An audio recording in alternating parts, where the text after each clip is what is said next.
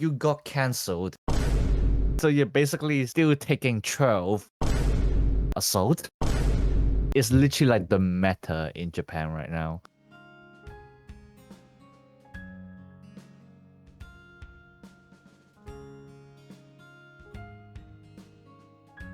Hello everyone and welcome back to the Refresh Step where you recover yourself for the main step. I'm your host for today, tomorrow and the foreseeable future, Theodore Lu. And I'm with a battler in the UK and at my other Pelsburst English Wiki, Ayumu Seiki. Hello. Yeah, I'm legit tired right now, but how are you, Ayumu? Yeah, so that's... I'm also Mm-hmm. pretty tired. Yeah. It's pretty late actually where we are recording right now, but it's okay, it's fine. We are here to brighten up your day with depression. It's basically we're just trying to make you feel better by comparing yourself, cause like, oh, look at this guys, they look so miserable. Thank goodness I'm not them. Oh my goodness. But yeah. I have no idea what you mean. Ha ha ha. Yeah, that's the point. This guy can't even make a point. Oh my god.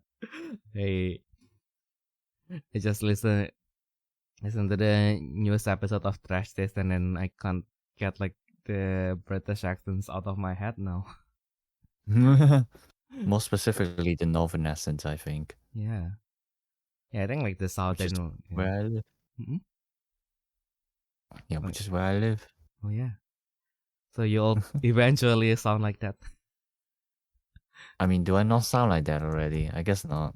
Yeah, I think not yet. I think like your accent is still more a little bit southern, I guess. If that's how it works. Or more London. I don't know, to be fair. Yeah, maybe when I go to Munich more, it will eventually sound like that. Because yeah, I like last Sunday I was in Munich for the first time in my life.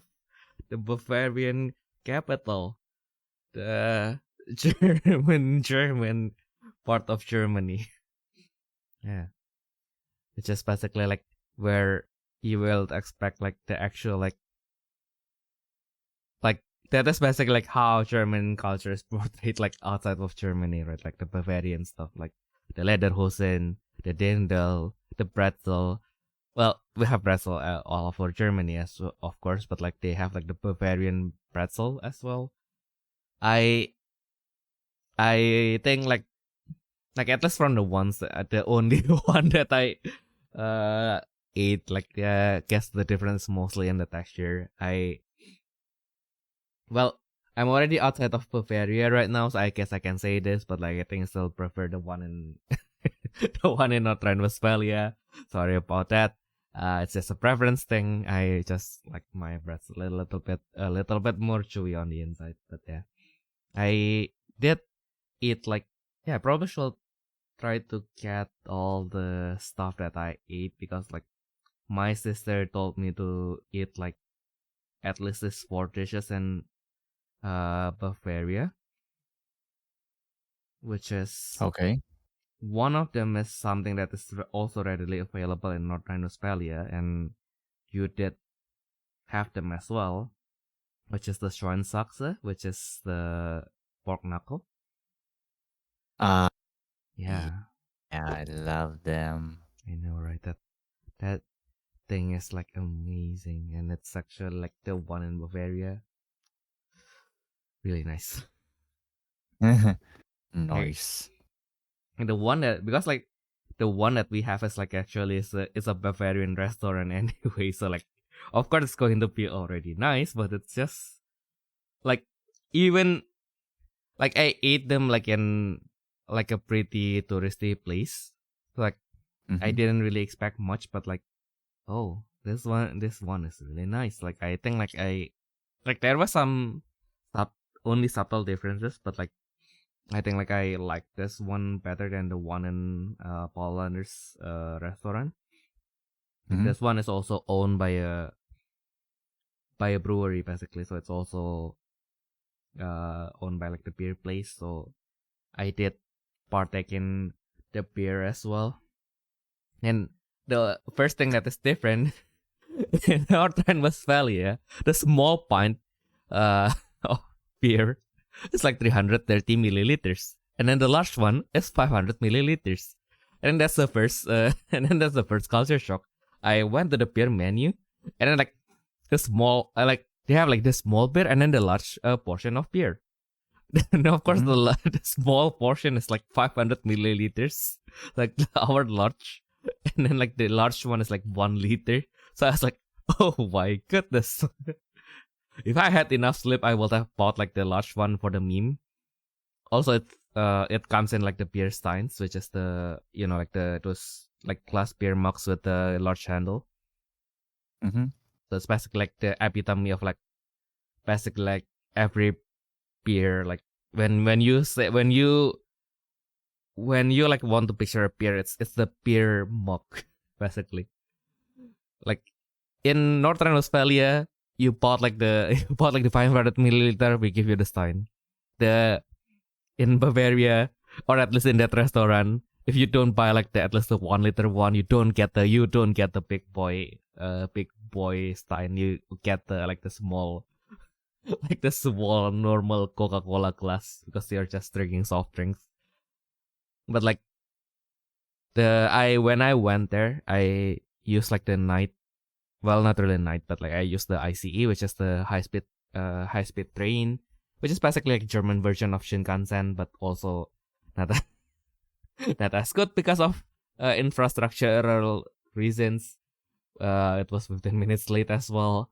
So, but I kind of wish it was like 2 hours late, kind of like, because I got there at 6:30 and I was supposed to meet my friend who was like going to guide me to the actual like Saga event location at 11. Mm-hmm. So I was like, gosh, what do I do for 5 hours while being like half dead? Because like I tried to sleep on the train because I also expected that, okay, so the train was like from 12 a.m.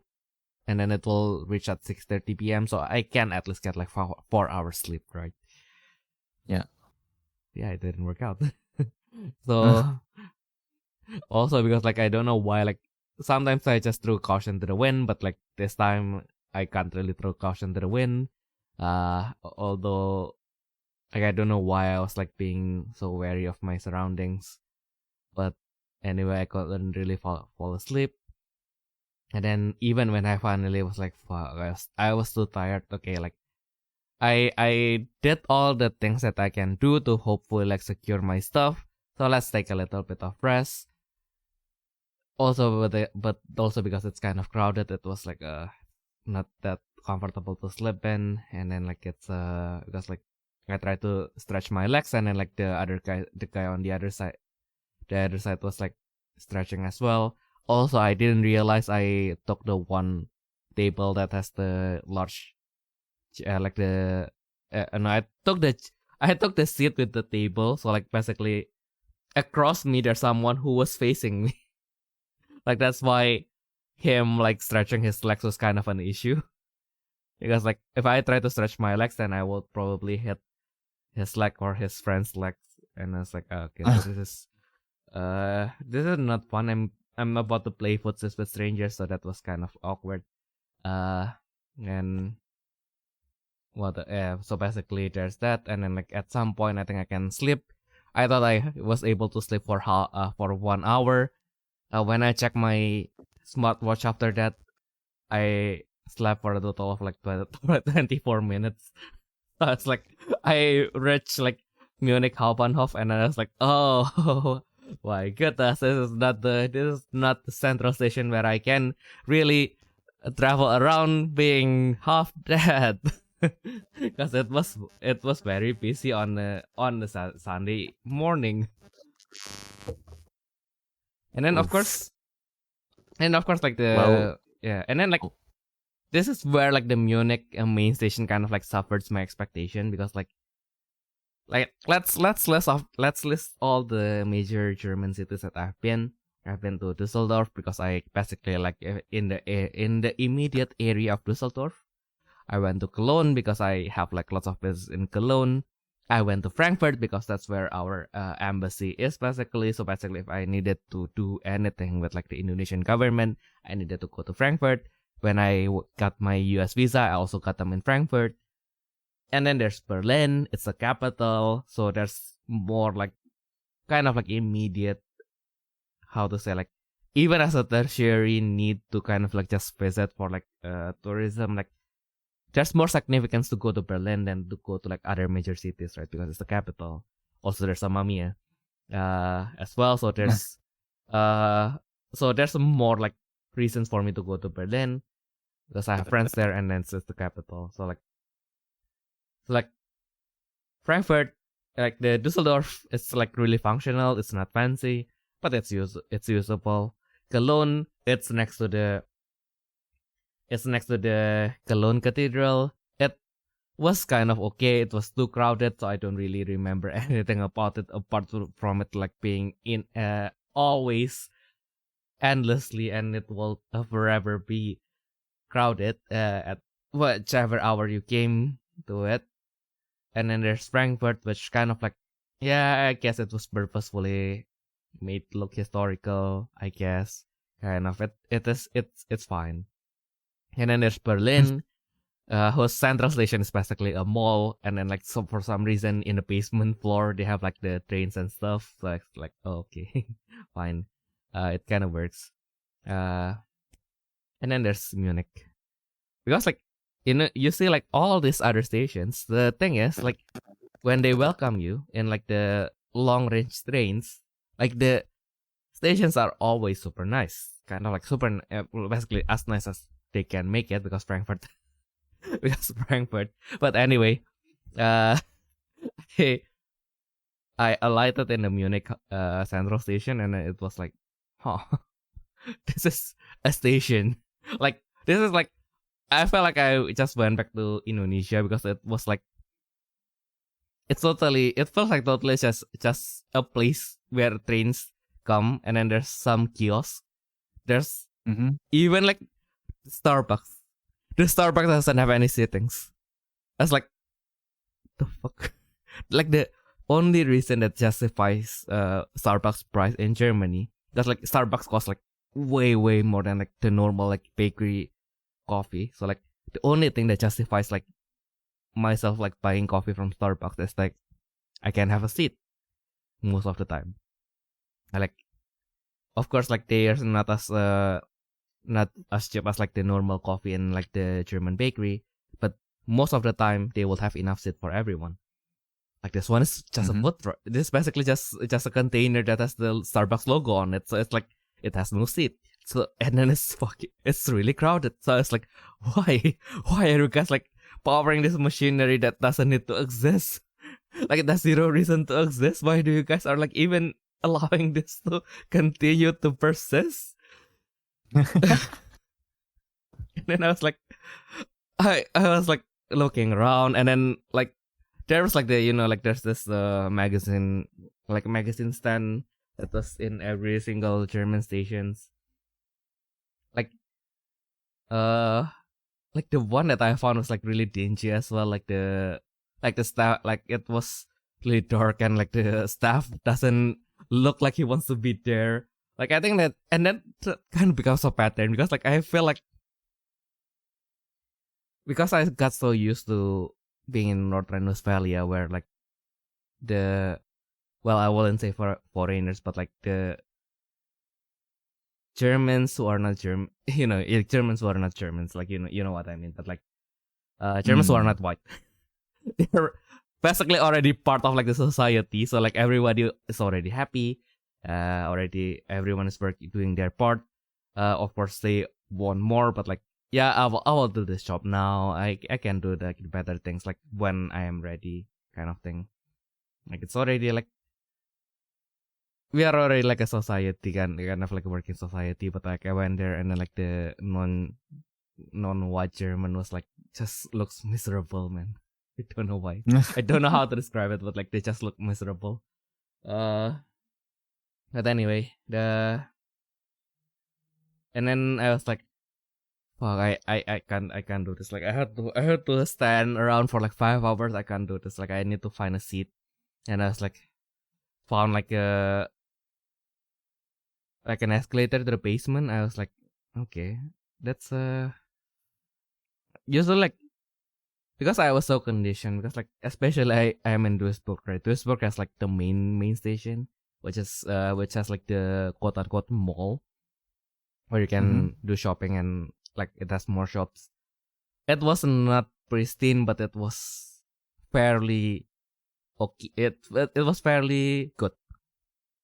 And then you have the subway station, which is, it's just there. It's functional. It it does the job. It's a little bit dark. It's a little bit questionable, but it does the job. And then, so basically that's my expectation, right? Like if the main station is already like this, like I don't really have like a high expectation for like the underground station, right? And then I went downstairs and I was like, everything's so pristine.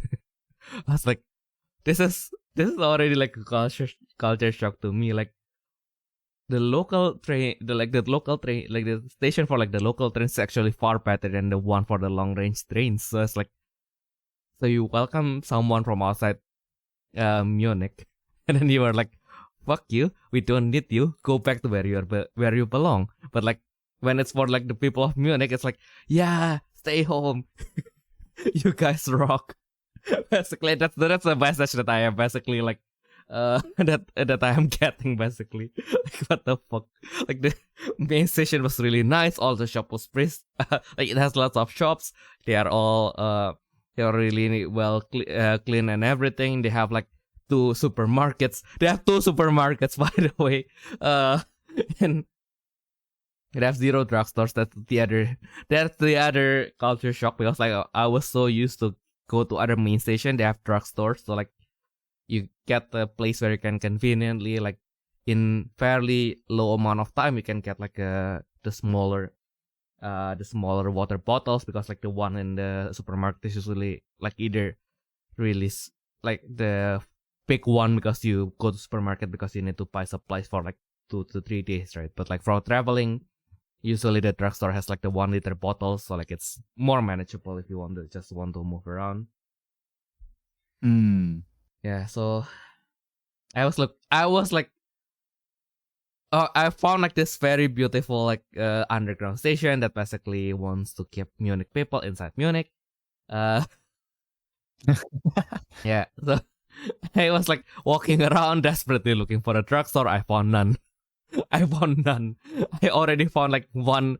I think like 3 I found like 7 convenience store along the way, and 0 drugstores. One fully functioning supermarket, by the way. And the McDonald's is tiny, the Starbucks is tiny, but I have to make it work. And then I found like this small like cafe. They call it like the cafe, but it's basically just after I sat down, I finally realized it finally sunk in that it's basically just well, I wouldn't say dingy, but like basically it's just there to do commerce.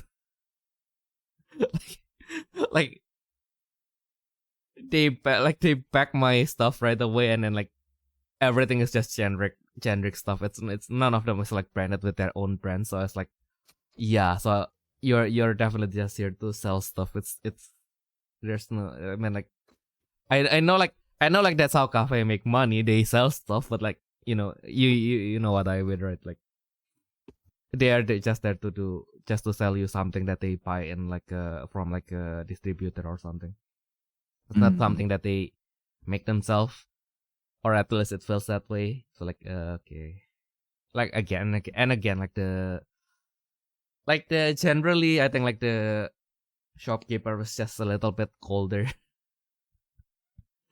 than the ones here. So I was like, okay, so I just came from out of the state and I don't feel welcome already. So I was like, oh my goodness, and I have to stay here for like another 5 hours. And I sat down, and then I realized like, and then I sat down and I thought I could relax for the next 5 hours. Number one, there's no charging port, so I was like, oh okay, so that's fine. My power bank is still full. I can make this work. Also, like the charging port in the ICE didn't work. That's also why I didn't charge earlier. So yeah, thank you, Deutsche Bahn. But anyway, where was I? And then You were trying to find drugstores. Oh no, I was already sitting in the cafe. So Okay. yes, like, Yeah. and then I thought I was like I could just stay there for like the next 5 hours, but like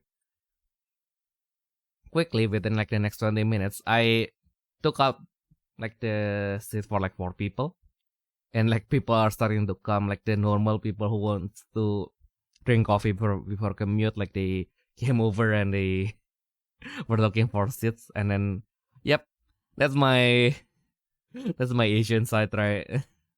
Telling me to like, no mate, you can't stay here, you need to fuck off. And then I was like, oh, fine. I finished my coffee and then I begrudgingly like stood up after like half an hour. So I continue to look for. I just walk around, wait until like finally at 8 a.m. the supermarket opens, and then I went in and then I traded my one single bottle that I brought from Northern Westphalia. And I bought like I traded that for like the 1 liter bottle that I happened to find. And yeah, of course it's 8 a.m. in the only supermarket that's probably open in town, so it's really it's quite crowded. It felt like foreign and familiar in the same time because it's the same supermarket chain that is everywhere. But yeah. Also, after that, I was like, gosh, what do I do now? Like, the next logical thing is probably to go to McDonald's, but also, like, my friend told me, like, the tournament venue is basically kind of like a beer garden. So it's also pub. Like, he said, yeah, if you want, you can just order food from there. So there's no really need to pack foods to the venue. So I was like, oh, so I might as well go there and eat there, right? And then and then also in the previous cafe where I only stayed for like a half an hour, I had like a pudding pretzel. You know the custard pretzel basically. It's also it's possible, I guess. But for German standard it's kind of like but like it's possible. I can eat it, but like Oh no, he's getting picky. He's becoming a German. Exactly. Yeah, I think like do. Oh no. Oh 9. Or 9. 9. Basically now I was like I can't really go to the McDonald's, although I was like I mean like it's one of the rare times where I came to McDonald's during like the breakfast like the breakfast menu when the breakfast menu is available, right? So I was like, yeah, maybe I should get the breakfast menu like once in a while. But I was like, I look at the McDonald's and it's really full. I was like, oh, okay, I'll look a little bit, and then the Starbucks has like some seats free, so I was like, oh, okay, fine, I'll just get a cold brew. Also, I was like very sleepy. I almost like fell down. I was like, okay, fine, I'll get another coffee. And then I line up, and I was like, okay, so there's the Indian guy. Okay, so maybe he will be more chill. And then of course I got like the like the grumpy German guy, and then like halfway also because like Bavaria has their own accent. Maybe that's don't know if it's because he didn't catch my accent in German, or it's because he was just like it's just another foreigner who can speak a little bit of German. So it's like he just spoke English to me. I was like, oh my goodness. Oh well, but I was like, fine, whatever. I only have like half an hour of sleep, so I was like, fine, I can't process anything in German right now. So thank you for speaking English with me. Like fine. I don't have time to get offended right now. I don't have the energy to get offended right now. So like, and then like, of course I have accidentally because of stuff. I have like a Starbucks account, so I just paid from that account. And then he was like, he even asked, I only have like 4 point something euro. So I was like, I asked like because the cold brew was for some reason it's there, but it's not in the menu. So I was like, I asked him like, hey, how much it is for the venti, and he was like, you mean the large one? I was like, yeah, the large one. It's like, you work in Starbucks, right? Like, how do you not know like the Starbucks sizes? I was asking like, whenever I was talking like, so how much is for the venti? And he's like, oh, you mean the large one? Okay. And then like, okay, so it's this amount, and I was like, yeah, I don't feel like topping up. So like, how much is it for like the tall one? And he was like, oh, you mean the small one? Oh, yes, the small one. Am I really having this conversation with Starbucks employee? I and then it's like, oh, and then he looked at my, like, I don't know why Starbucks showed this to him, but like he told me like, yeah, you have a reward that you can claim, you can get a free drink. Like, are you sure you want to pay? Yeah, I am sure I want to pay. If I don't want to pay, I'll get the large one. If I wanted the small one, that means I don't want to use the reward now. But yeah, anyway, I got my drinks. I got to charge my phone. I got to wait a little bit, wait in a little bit better position. Browse things for like the next 2 hours because I can't do the thing. I was kind of like thinking of like stopping in McDonald's just because they have tables, so I can probably cold fish a little bit, theory craft a little bit, maybe like finish my deck. In the end, I didn't. My deck was kind of like messy, but it works to my advantage, which I will go there later. But yeah, so basically, then we went to the tournament. It was we have 11 people in total, so it for German standard. It was really, I would say it was a pretty large tournament. It was like, well, I wouldn't say large, but like we basically have like almost everyone, but like the people from Berlin. So we don't have Pascal, we don't have Awabia, we don't have Danny. So like we are missing some guys. Also, I'm the only one from North Rhine-Westphalia coming, so like we can probably have a little bit more, but like, yeah, Munich 2 weeks in with only like 2 weeks of planning is a little bit tough. It was like farther. Munich was way farther than I thought, because I was like, yeah, I can go to Frankfurt in 2 hours. I can go to Berlin in 4 hours. Like, how far Munich can? I checked the train and it's like 4.5 hours. And it's the fastest. it's the only one that is the fastest. And then I was like, check then. Okay, so I can't make it to this one with the next one. 6.5 hours. It's like, oh my god, Munich is out in the nowhere. It's like, what the fuck? And like, the one that we took to Karlsruhe was like 5 hours, but it was like a normal intercity train. So and then this one is intercity express. So it was supposed to be faster, and it took them 6 hours to go to Munich. So I was like, oh my goodness.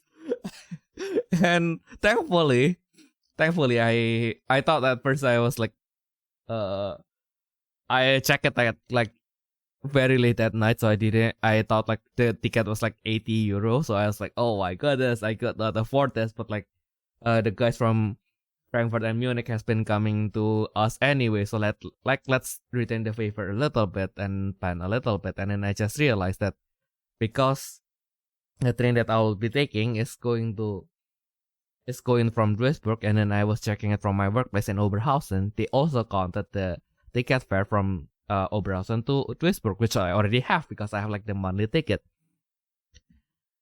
So I took out that thing. I just basically put on like from Duisburg to Munich, how much will that cost, and then it took out that price, and then okay, so it's 50 euro something. So it's really I mean, like, it's 2 weeks away, so it's pretty reasonable price to pay, I think. So like, also with with that distance, and it's like 2 weeks before like the trip, so I guess it made sense. It is acceptable amount. So and then I went to booking.com. I look for the cheapest hotel room that I can find. The one that is not a hostel, because like the hostel ones, of course, they are cheap. You can get one for like 13 euro, I think, per bed per night. But I paid for Amamiya's hostel in Dusseldorf once, and he didn't sleep. And then after that, I was like, so like, okay, fine, I don't want Crazy. that. Yeah, I know that. I want my own bed. And thank goodness I did that, because I was basically dead after that. So I was like, thank goodness I bought like my own room. So like, yeah, and then it was 45 euro, which is surprisingly affordable, and I got a bathtub as well. Like, oh, this is low budget, but like this is the premium low budget for like 45 euro, which is quite nice enough.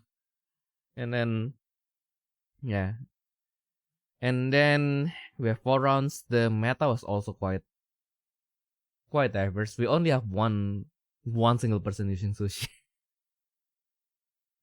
So I think we have one sushi. I was using Fable piece. That has some sushi part, and then like quote unquote Fable piece. piece. It's basically which the concept is just I have Fable piece deck, and then like Ayumu just put some more plus, and then the inverted world, basically making it into a blast centered deck instead of like the Fable piece deck with the Fable piece engine.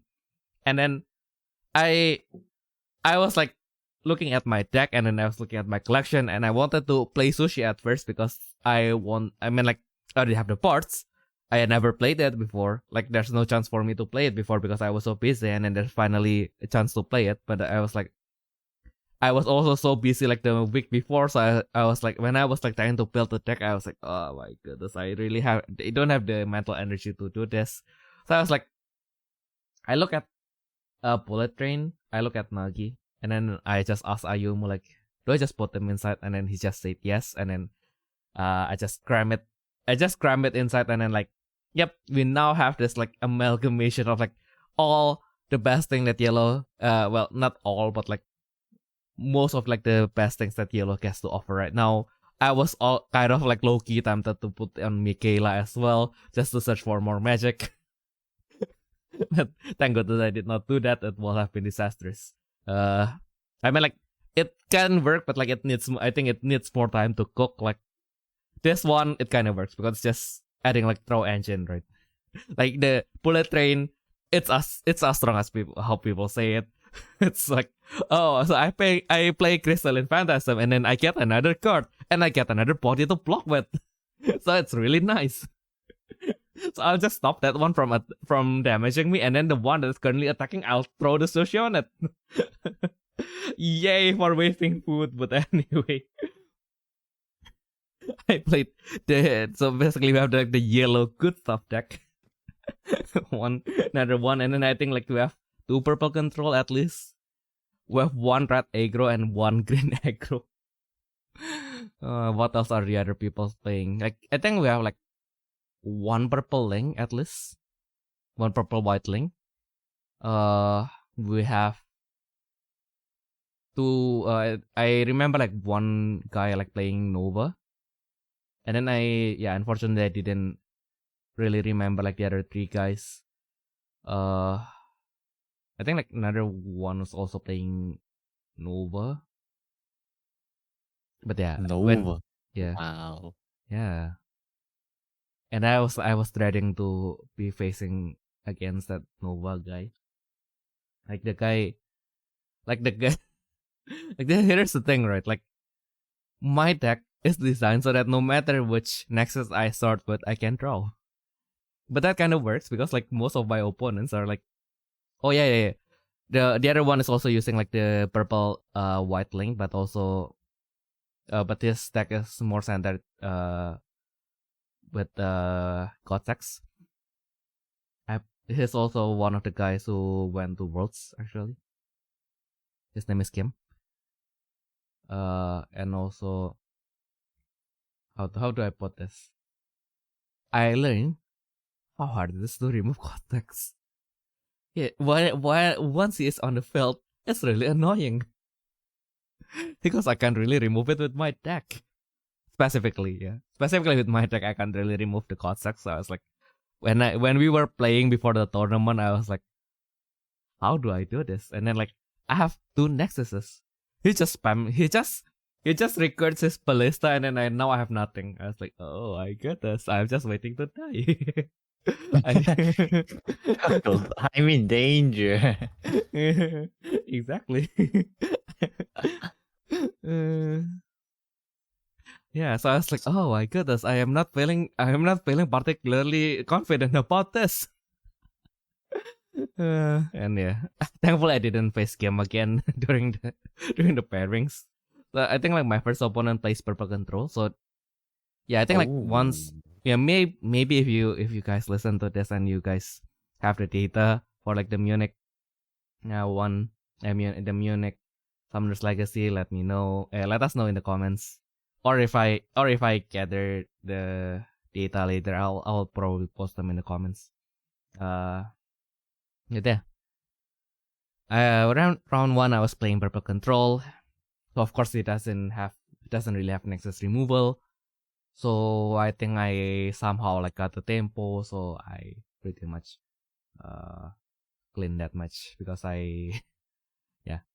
And then like second one is against the green aggro. I lost the first one, of course.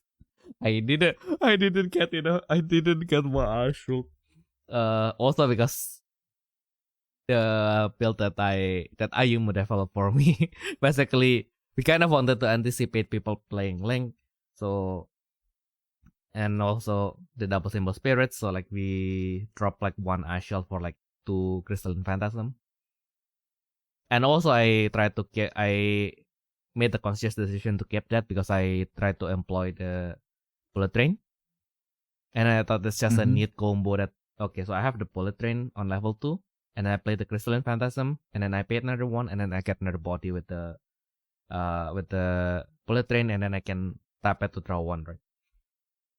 I think it's just a nice backup plan that I can have like in my pocket. So if I paid a little bit too much for my setup, and then I can still get like 4 cores ready, then I can basically, okay, so this is just a backup.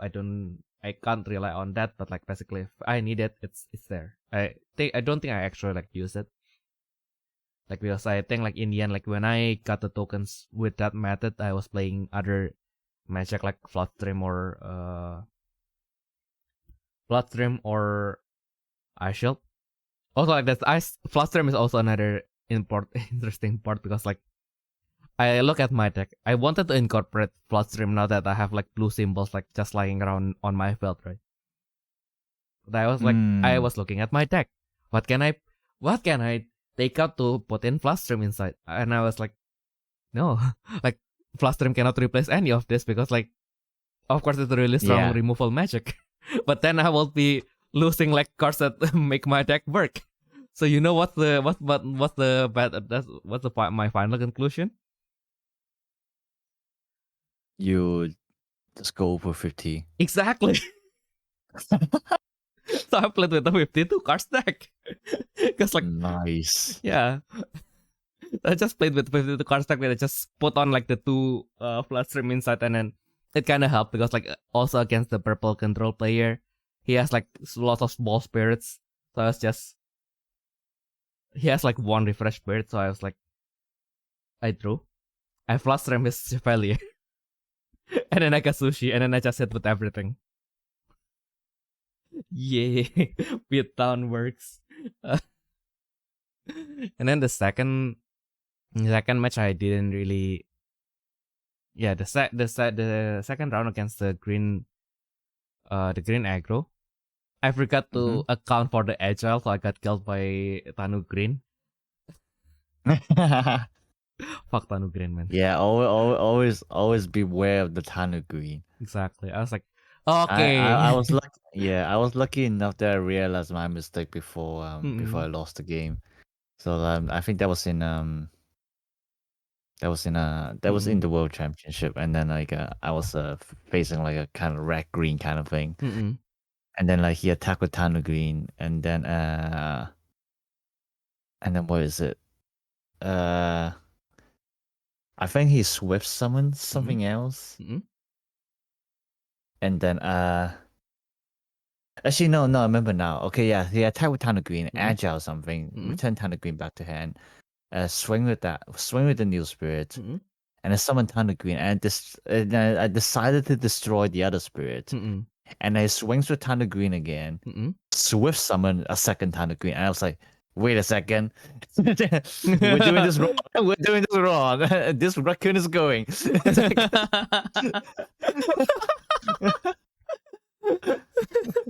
This raccoon is going places.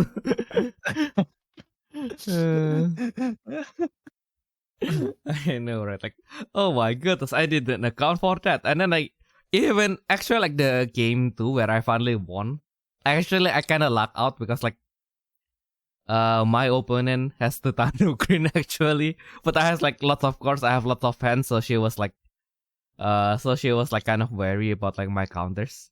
I didn't have anything, by the way. Like, if she attacked, I would have died, but like she just she was like not sure whether I have something, so she just ended her turn, and then of course, like I have 7 hands. I don't have anything to defend myself, but I have everything to attack her. So like I just finish her. I just attack with everything, and then her only defense is that 1 Tanu Green. So of course it was kind of like one-sided. And then like the third match, I kind of drew all like the defenses that I needed. I think like I drew all of my ice shields, so it became really manageable. Also, the last ice shield that I ditched is in my side deck, by the way. So whenever I face against aggro, I just took out my paradise and then put in 1 ice shield. Like I can skip the paradise. Like even without paradise, I will still draw more than any aggro decks anyway. So like I can do this. And nice. And you know the fun part. As you could have probably tell from the pronouns that I used to refer to my opponent on round 2. She's a girl. Yeah. So on round 3, I was facing another the red aggro player, who is her husband.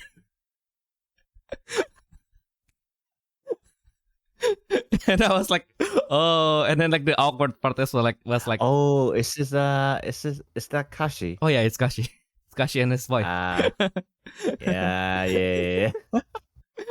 And then Kashi loves aggro, and then I think like his wife only got into it for like what is it, like less than a year, and then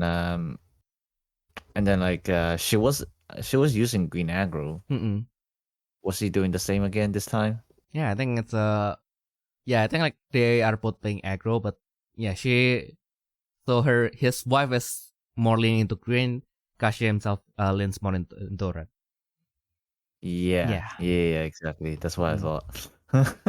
Yeah, so I was like, oh, okay, I'm facing an aggro again, and then the first one I didn't get my defense, so he said that basically, yep, if you had even 1 defense card, I will die. Okay, fine. Didn't really change anything. I think like there are some. I think there's one part where I think I got a little bit aggressive, but okay. But anyway, that's fine. We went to game 2. It was even. I think I luck out and got my set. I drew my Nexus on first turn, and I think it kind of snowballed from there. Yeah, like I can never understand like people who plays with bullet train. Like somehow they always get bullet train on the first turn. How? Yeah. For me, it's mostly because I have bullet train and I have paradise. I think like I got paradise on game 2 and bullet train on game 3.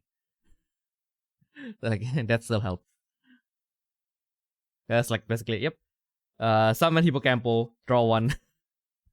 And then I was like, I think like the game 3, I basically thanks to your deck, which is a Poet Pantheon, the almighty Poet Pantheon. I basically on my turn 3 of attacking at my turn 3, going first. I got 2 hippocampo and a point pantan.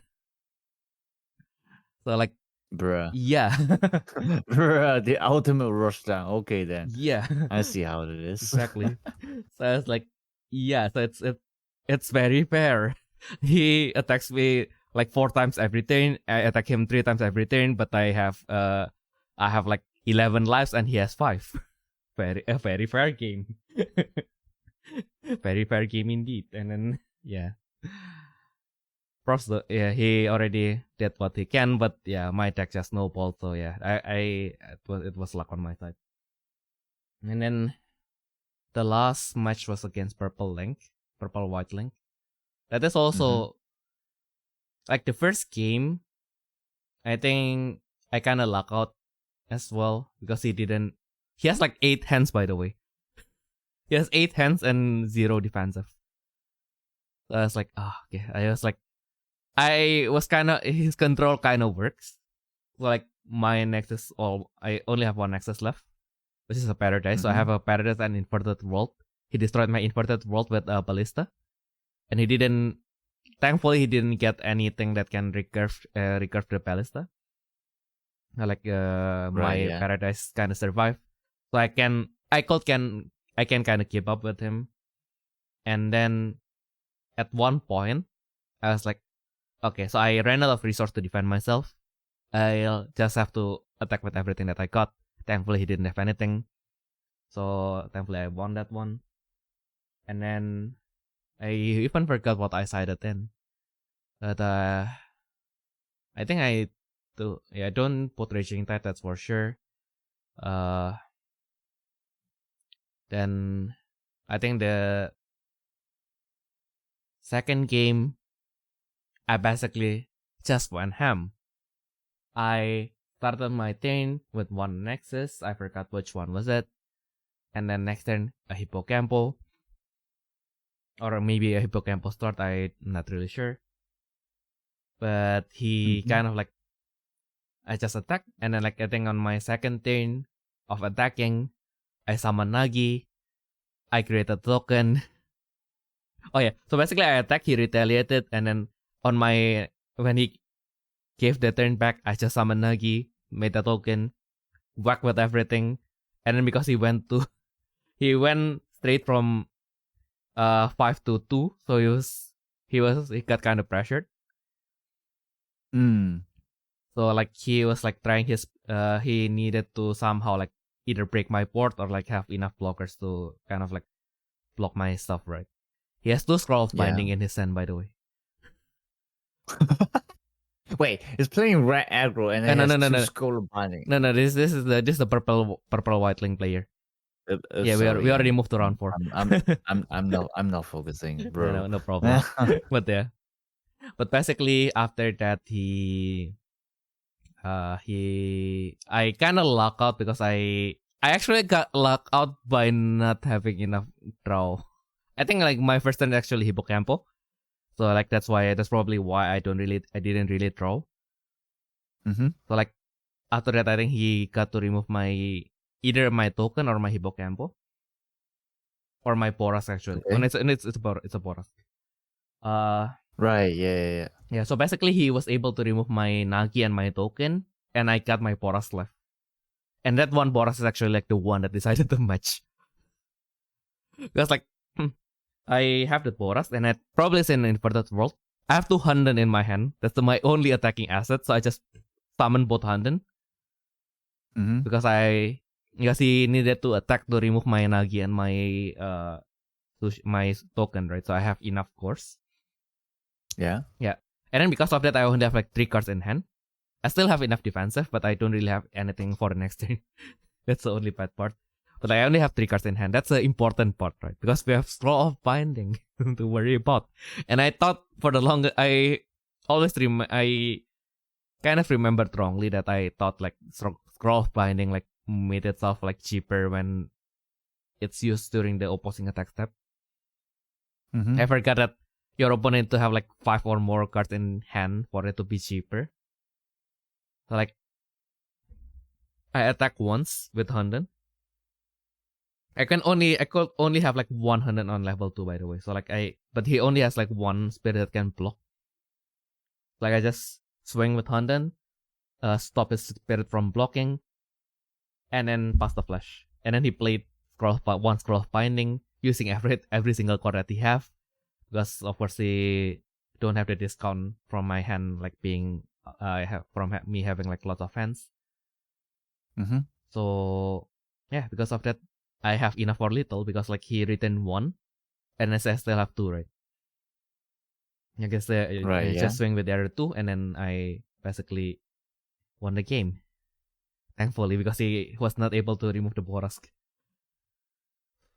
So yeah, that's a relief. So Boros is actually the one that got me my victory. Yeah, the Glider Rider Boros is the goat. The Boros religion. The goat. Exactly. It will forever be. It will forever be the strongest card in strongest yellow card in BSS apparently. But yeah. So yeah, after that, Kashi originally wanted to invite everyone to dinner, but Goof also credit to Goof for like borrowing his Crystalline Phantasm and Raging Tide. Without him, I wouldn't have got that victory, because the Crystalline Phantasm won me games. Yeah, but of course, like because of how ICE works, Goof need to catch his train, so he needed to go early. So it didn't really make sense for us to go to dinner anymore. So Kashi just dropped me off in the nearest subway station that can get me to the main station, basically. Yeah. So then nice. Yeah, so then I just went to my hotel like 1 hour early. But I reached my room, and then of course I was so knackered because I just played 4 best of 3 rounds of BSS, and yeah, with only half an hour of sleep. Like, I was like, oh my goodness, I am really hungry, but I can't really wake up. So I open Google Maps, and I look for the restaurants near me, right? I was like, God damn, what do I have tonight? And then I was like, strangely, right? Like because I am still a Southeast Asian, like it's still in I don't know how shall I identify myself with this, but like, you know, as a okay, like fine, as the Chinese in me, I look at the restaurants and I look on like a Chinese beef noodle soup, and I was like, oh my god, that looks fire. But it was like 6 p.m. and I am really sleepy, and the restaurant closes at 8 p.m. I can't be bothered to go walk there right now. And then I just look for like the next restaurant that sells China Saksa, which the pork knuckle. And then I was like, so when does it close? 11 p.m. Perfect. I just took a nap, and I think at 9 I went to that restaurant, to that brewery. Nice. And had this nice pork knuckle. With so the one on the bottom of that mushy purple thing is the red cabbage, like basically the sauerkraut with the red cabbage. The white one on the left is not the mashed potato. In fact, it's the actual sauerkraut with the white cabbage. Nice. Yeah, and then it also comes with 2 sausage from Nuremberg, so it's another German city. And the one on the back is like the side dish, which is a potato dumpling, which is pretty common in Germany. Before this one, I didn't really like it because don't know why, but like the one in North Rhine-Westphalia, like there's this aftertaste of flour, because it's made with potato flour, right? Like it feels really like dry in the middle, so it's like kind of like not that fine. I guess like if you cut it like really small and then you dip it in sauce, it kind of works. But like overall, if there's anything else, if there's like baked potato, if there's like French fries if there's rice, like plain white rice. There's zero reason to choose that over like anything else, right? But like this one is a fixed menu. So I was like, fine, I will get it. And then I got it, and then I took a very big piece, and I already expected that it will taste like a little bit like there's this hanging dry, like it was trying to, like when you try to swallow it, like usually it will like try to hang onto the back of your tongue, and it's like, no, I don't want to get eaten. I will find back. But like this one just went smoothly down my throat. So I was like, oh, this is a new experience, but this is really nice. This is a welcome surprise. I really like it. For the first time in my life, I didn't want to physically get like trying to eat like a kartoffelnoten. So yeah, that was the nice surprise. And then of course there's a pork knuckle. It's slightly Feels experimenting it. Yeah, experiencing like what is it, like enlightenment. Yeah, the food wars moment.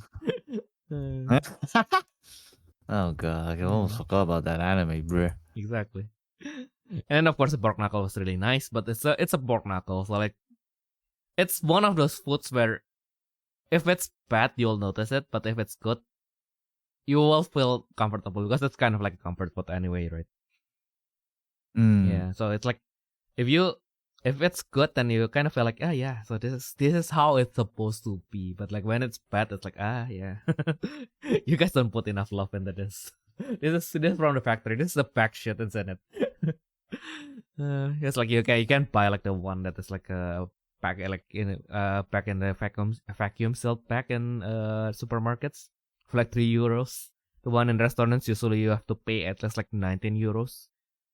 Like yeah, it's a jump, but it's a jump that is worth it. Also because that the crust is usually only available in the restaurant ones. Yeah. Okay. And then why do I? And then the sausage, it's alright. It's alright. It's really nice, but it's doesn't really either it doesn't really feel special, or it's just because probably we have them. And I ate that once and I already tasted it, so it's more like it's nothing new, but it's German sausage. It's going to be nice either way. Yeah. Yeah. And then the sauce is like based on beer. It's the dark beer. It's also so this is also really nice. So then yeah. Go on. No, It's no. okay. Yeah. So I'll just catch up later. Go on. Okay. Do it. Yeah. So after that. Oh yeah, and then I forgot to mention. Speaking of food, like because I didn't get to order anything in the tournament venue, cause like when we reached the venue, like it was during their busy hours, so they were like, oh yeah, sorry guys, if you want anything, I don't think we can handle the order right now because like the actual restaurant is quite busy right now, so either we cannot take your order or it will take like half an hour to come. So I was like, yep, yeah, fine. I can manage later. Of course, and then like because we have like 4 rounds, it takes like 4 hours to finish the tournament. The tournament starts at 1 p.m. So like it's already 5 p.m. and then everybody was already trying to go home. So I was like, I can't really hold everyone here, can I? So like we just went home straight away. But like the good thing is like because they are also kind of like a family business, right? Which is really nice, which is kind of rare thing to see because like mostly in Germany, car shops are usually like a young people's business. So like it's just an entrepreneur with a steam basically. But it's like a family business, which is quite nice to see. And then basically when you sign up for a tournament, they will give you like a bar of Kinder chocolate. And then also and also a banana. They want us to be healthy. Oh, that's actually cute. I know, right? And then like even like but when the rounds, like sometimes the lady like one of the lady like brought a basket of Haribo and then she just distributed it to everyone and she was like, yeah, you guys want a Haribo?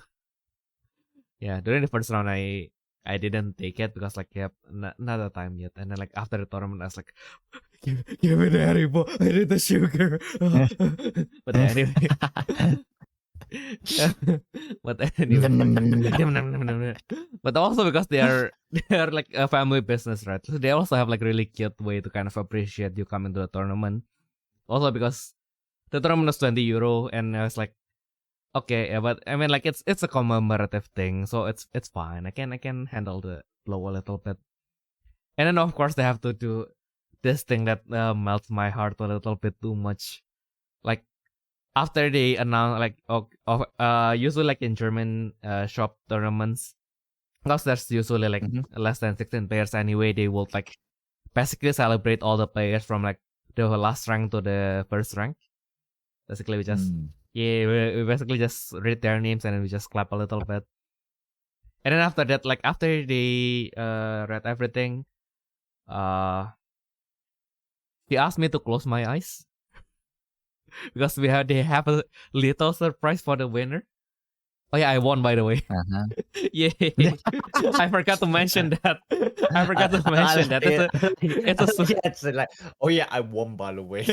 Yeah, I forgot to mention that because I got so absorbed into like how to say, like appreciating how my opponents, but like it's a Swiss round tournament, so with as the only one who won 4 times, I thankfully won the tournament.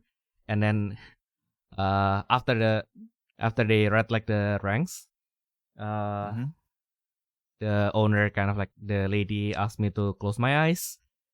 They have a surprise, and then like when I open my eyes, they gave me like a small trophy and a good bar of chocolate. It's like, my goodness, if only I slept enough to appreciate this. But like if you're listening to this, I really appreciate the nice gesture. I am really sorry that I was already half that I basically my face was like not moving. I think like Goof has to Goof has to remind me that so that chocolate is actually a really nice chocolate. Like I mean like it's from a good brand and it's going to taste nice. Yeah. So and then we went home and then I have this dinner, and then of course after that it's already like 11. So like nothing is open. It's a Sunday. I arrived on a Sunday where most if not like if a retail is like bigger than like a kiosk, like it's not allowed to open. So like there's no supermarkets, there's no nothing. So like I'll just go home and sleep. I brought my Switch kind of like expecting that maybe I'll be able to play a little bit. I didn't turn on my Switch until like the last train ride home, basically. So like of course like being a Chinese, right? If you tell your family that you are going somewhere for a vacation, like of course the first thing that they will do is like, yeah, you should visit as many places as you can. Yeah. Yeah. So of course my sister is really good at convincing me to do that. So I woke up at 8, I think, and then I needed to check out at 11. I think I woke up at 8 or 9. And then I took the moment to kind of like briefly just soak myself in the bathtub. Also quite a shame that I didn't find a drugstore because I wanted to buy bath salts for the bathtub. Didn't find any, so I have to just use like normal soap for that. But it works. And then come breakfast time, I was like, it's 11 a.m. And then you know the fun part. I was like kind of rushing because like of course like I have like different interests from my sister, right? Like she will just look at the top. She will probably just look at the top 10 tourist spot and then like just go there. But I was like, I mean like I needed more into like something that I am actually interested in, right? Yeah. And then I found out I just remembered something. Do you know the car brand BMW? Car brand. Yeah, BMW. Yes. Yeah. Do you know what it stands for? No. Yeah, so the good thing is actually if you translate it's German, but actually, but like if you translate to English, it happens to also shorten to BMW, which is the Bavarian Motor Works. Oh. Yeah. So it's a bayerische Motorenwerk, which is Bavarian Motorworks. So like, and I'm in Bavaria right now.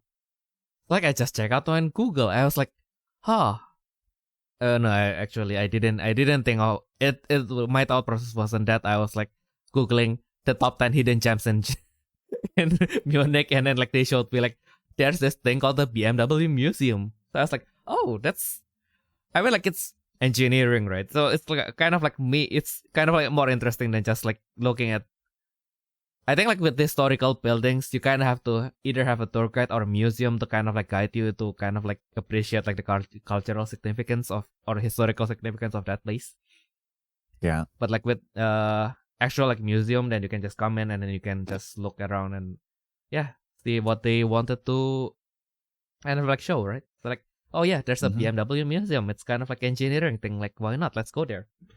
And then they have like so there's two part of the BMW exhibit. So there's the BMW World, which is basically just exhibits, and then there's the BMW Museum, which is the actual information thing.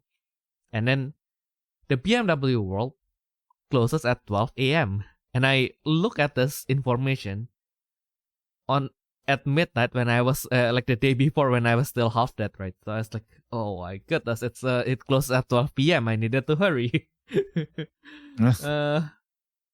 Anyway, I woke up and then I check out. I was like, oh my goodness, I can't.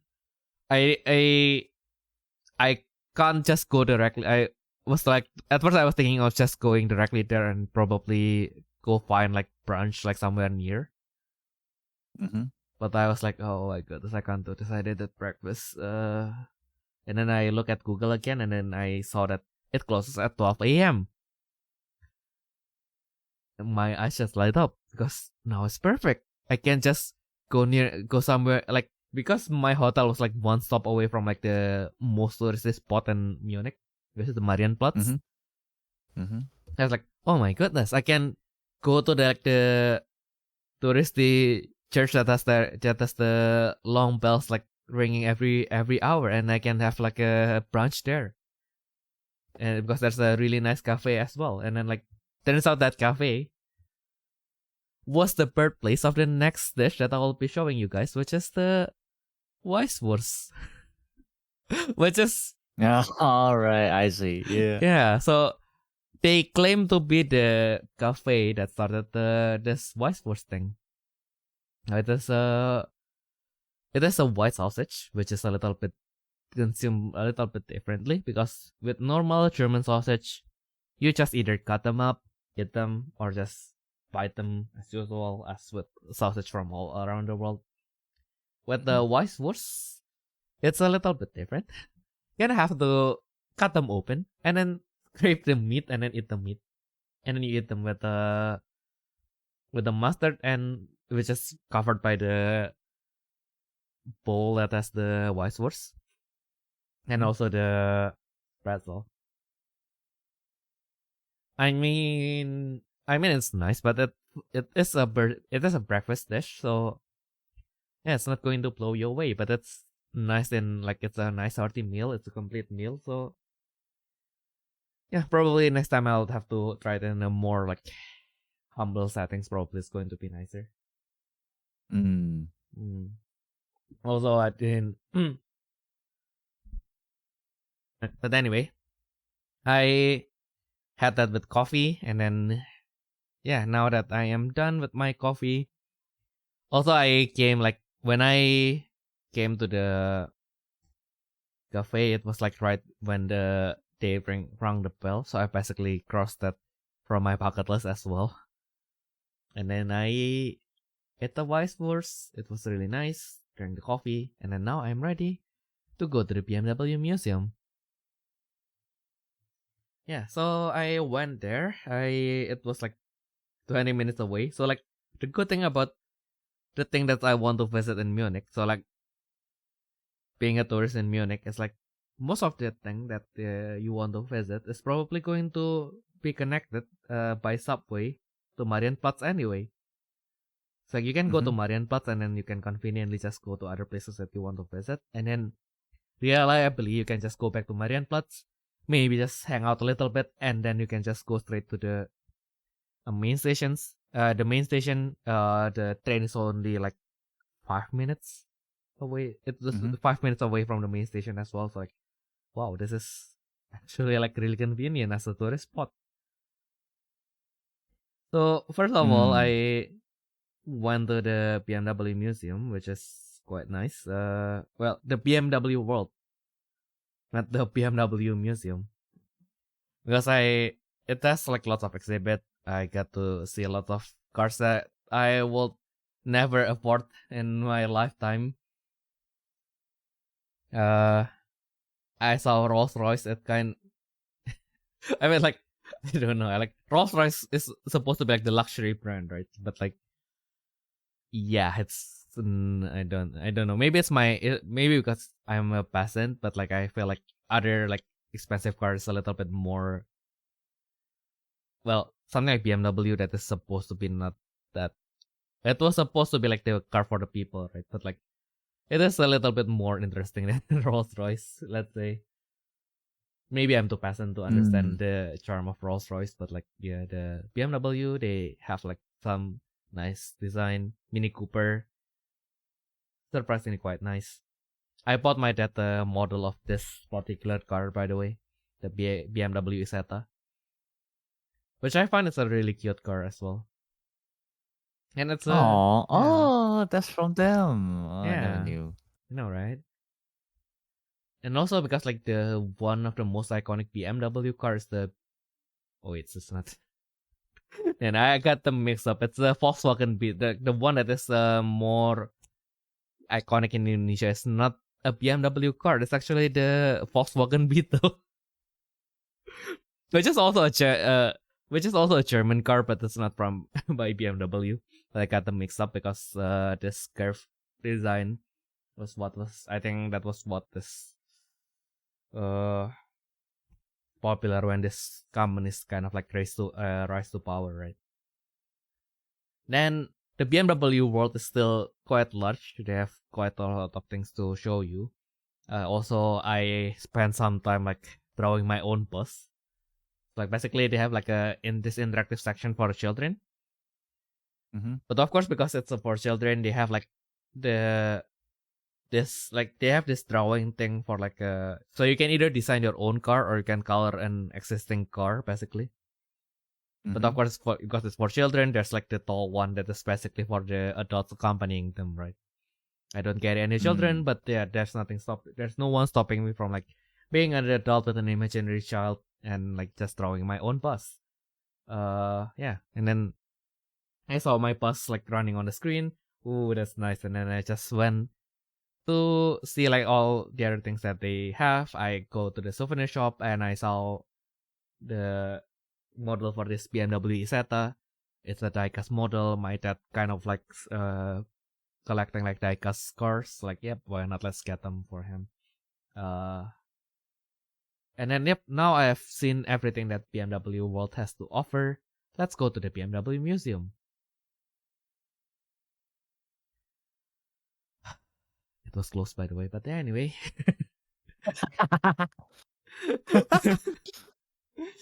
After that, I went to like the second hidden gem place, which is supposed to be kind of like just a yard where they have like lots of like old cars, like old tram cars that has been decommissioned, and like people just gather them there and then they draw graffiti on them. Like I went as far as the entrance, but like I wasn't really sure like where like the actual park is. So because it's kind of like, it was a little bit unclear. I think it's more of like the place where like the people who do graffiti like gather, like the community gathers, and less an actual tourist spot. Well, that's why it's a hidden gem, right? Because it wasn't supposed to be a tourist spot, and it's kind of a cool thing to see. You have like a fortress of. You kind of have like a monuments that is basically just built up with the empty cans that was used to draw the graffiti. So that is also a really cool thing to see.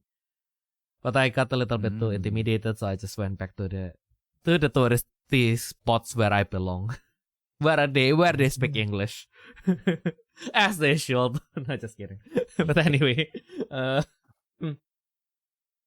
went back to Marienplatz, and then okay. So at this moment, I have tried. My sister told me to try 4 dishes. Well, not really 4 dishes, but like basically, I also like look on the internet. What are like the dishes that I needed to try in Munich, basically, or in Bavaria in general. So there are 4 stuff that is generally like every site's kind of like list. Like Schweinshaxe is of course the 1, then the number 1, and then Weisswurst is number 2, and then number 3 is, well, it's not really a dish, it's more of a cheese. It is used. It's called obatze, which is cheese dip. Let's load up the. So obatze is a Bavarian cheese bread.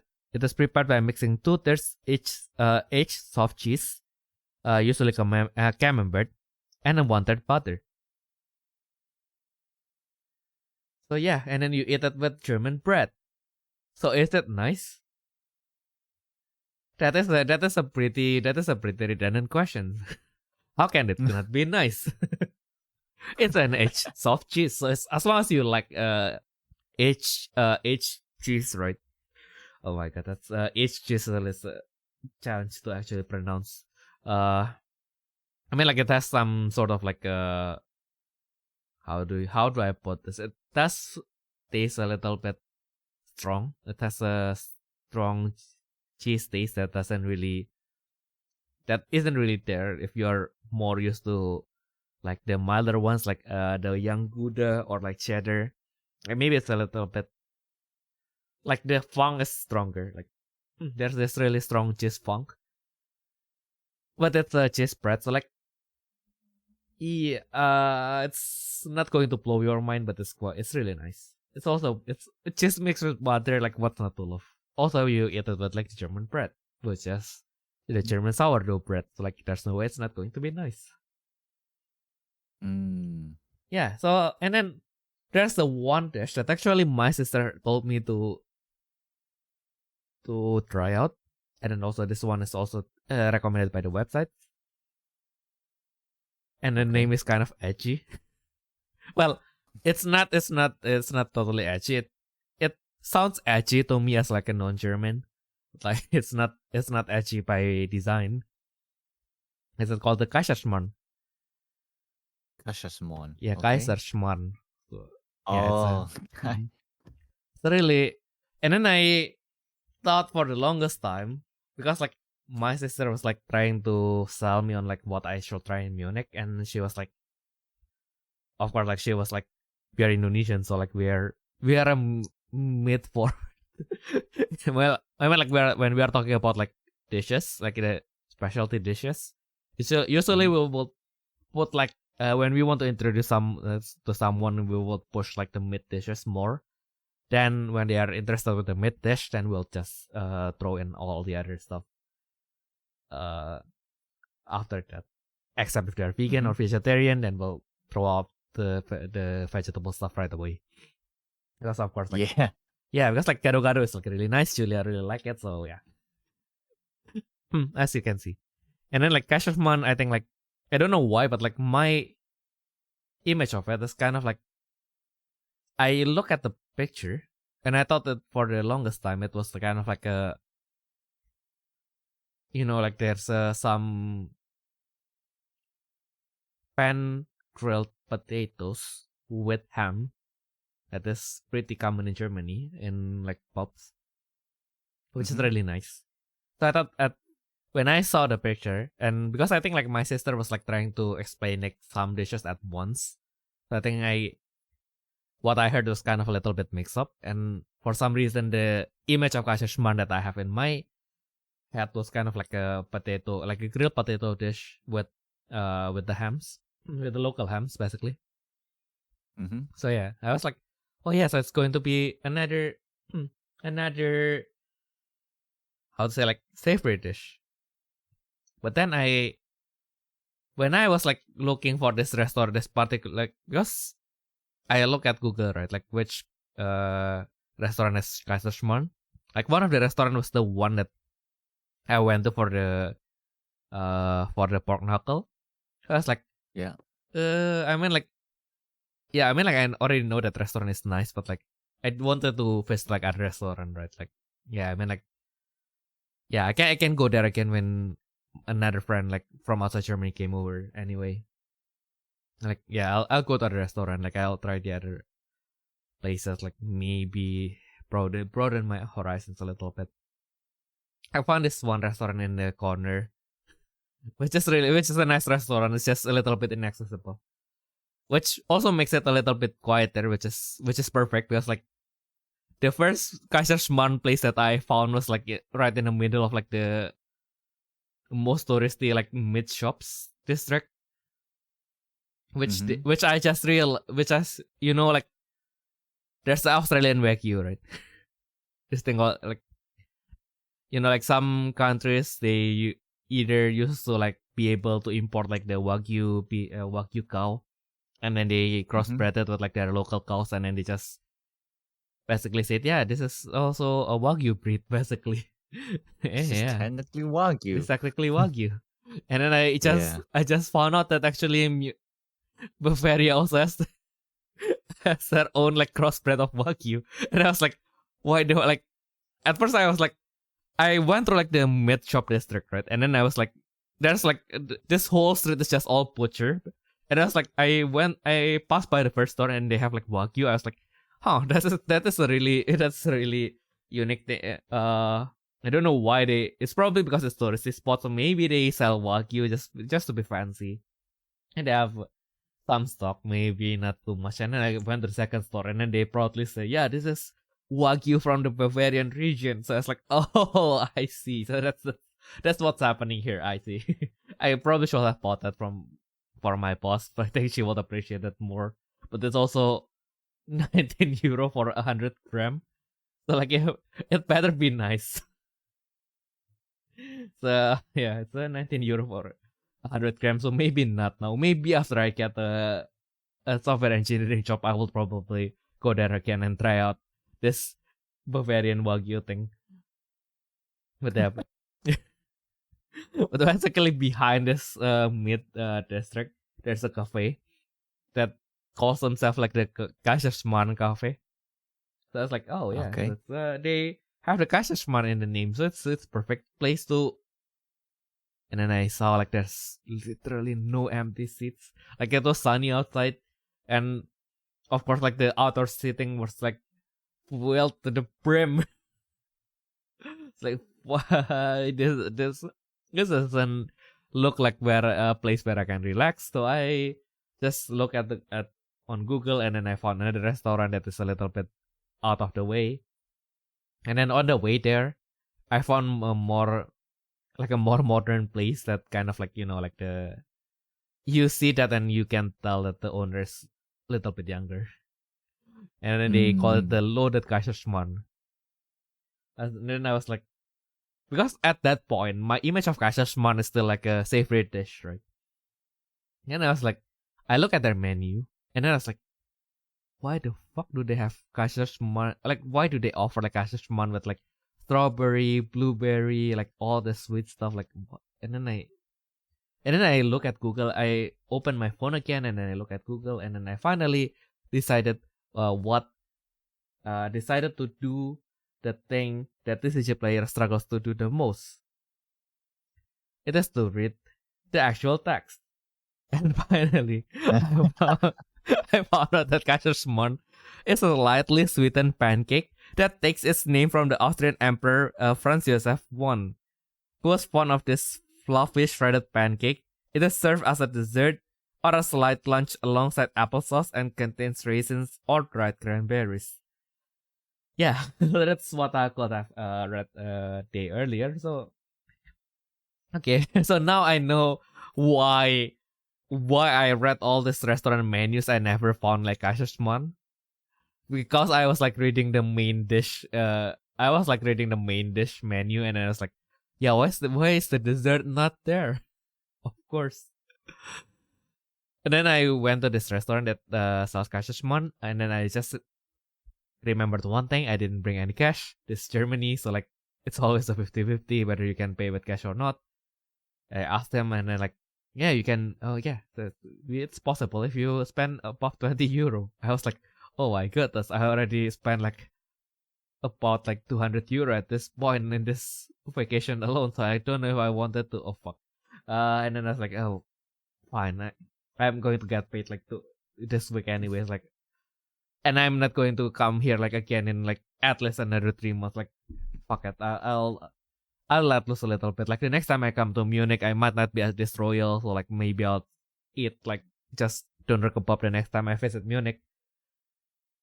Like while I'm in the mood to be a little bit splurgy, like let's just finish the bucket list. And then I got this obatza, of course. And then the one information that I forgot to ask is like how long it is to make the kaiserschmarrn. And I had the obatza and the coffee first, and then they can only and then I finished my my obatza, which is served with bread, and then I look at the dessert menu, and then I found the kaiserschmarrn. So the obatza is an appetizer. I think I needed to pay for 12 euro for this three cheese and bread. And then I look at the rest of the menu, and the price was kind of okay. I mean, like restaurant price around 15 to 20 euro per dish. And then I didn't even question why dessert costs 15 euros.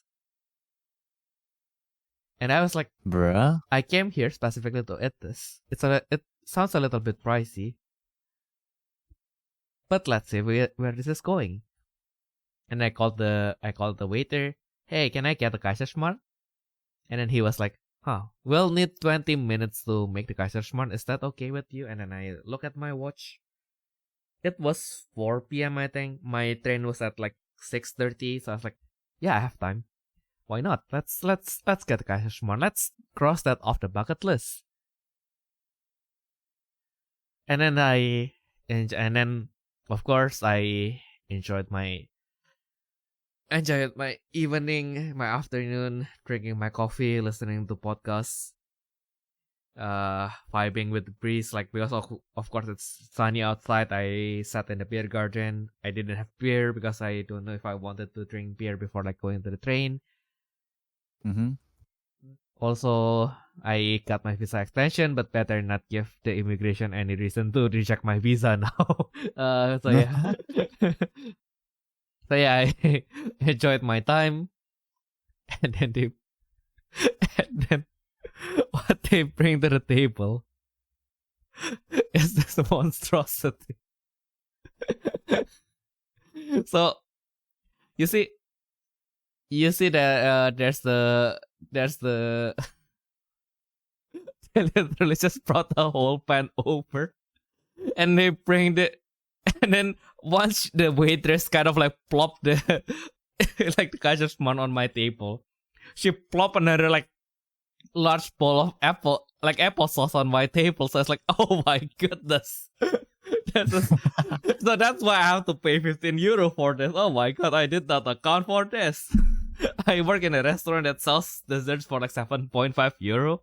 So I was like, okay, so it's a manageable portion. It's twice that price, so maybe it's a little bit much. Well, I did not expect like 4 times of what we usually serve, and this is all pancake. Oh my goodness. It was a monstrosity, but it was a really nice monstrosity. My god. It was as the Google description says it is. It's a lightly sweetened pancake, so it was It was really nice. It was subtly sweet. So as someone who didn't really like that stuff that are too sweet, it was perfect. It goes well with the applesauce as well. Yeah, like lots of desserts in Germany just spam like the applesauce, kind of like just to use as like normal sauce.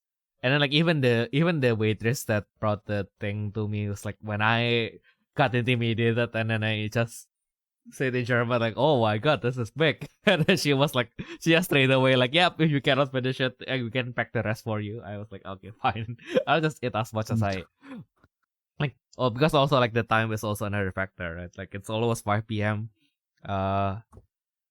I wanted to make sure that I can get to the station like at least like half an hour early. So yeah, so my word, that's I think I finished like a quarter of it, and then I packed the rest, and I shared some with the chef, and she really likes it as well. Yeah, so good. Thanks to the Kaiserschmarrn. Oh my goodness, it was Good. yeah. Note to self: if the dessert costs €15, it's probably going to be for 2 people at least. Oh my goodness. But yeah, it was a nice culture discovery.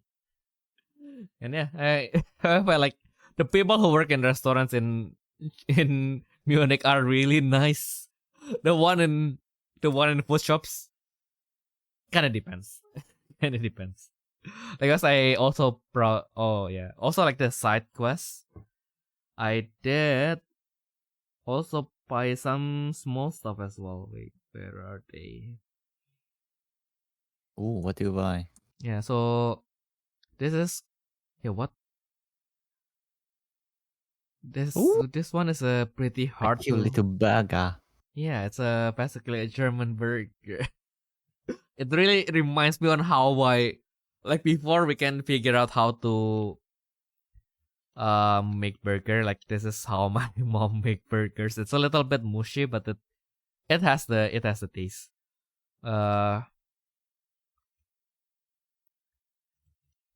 Yeah, I forgot. So it's a Flansmiller. Samuel Flancherl. Oh, where was it? Ah, Flies. Flies. Okay. So it's a Flies Flancherl, Samuel. Yeah, it's a Flies Flancherl. Yeah, so it's basically a meat patty that is a mix of things. I don't really let's see, what is it?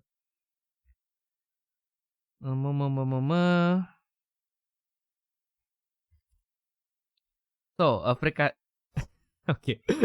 So it is pretty similar to fricadelle, which is a meat patty.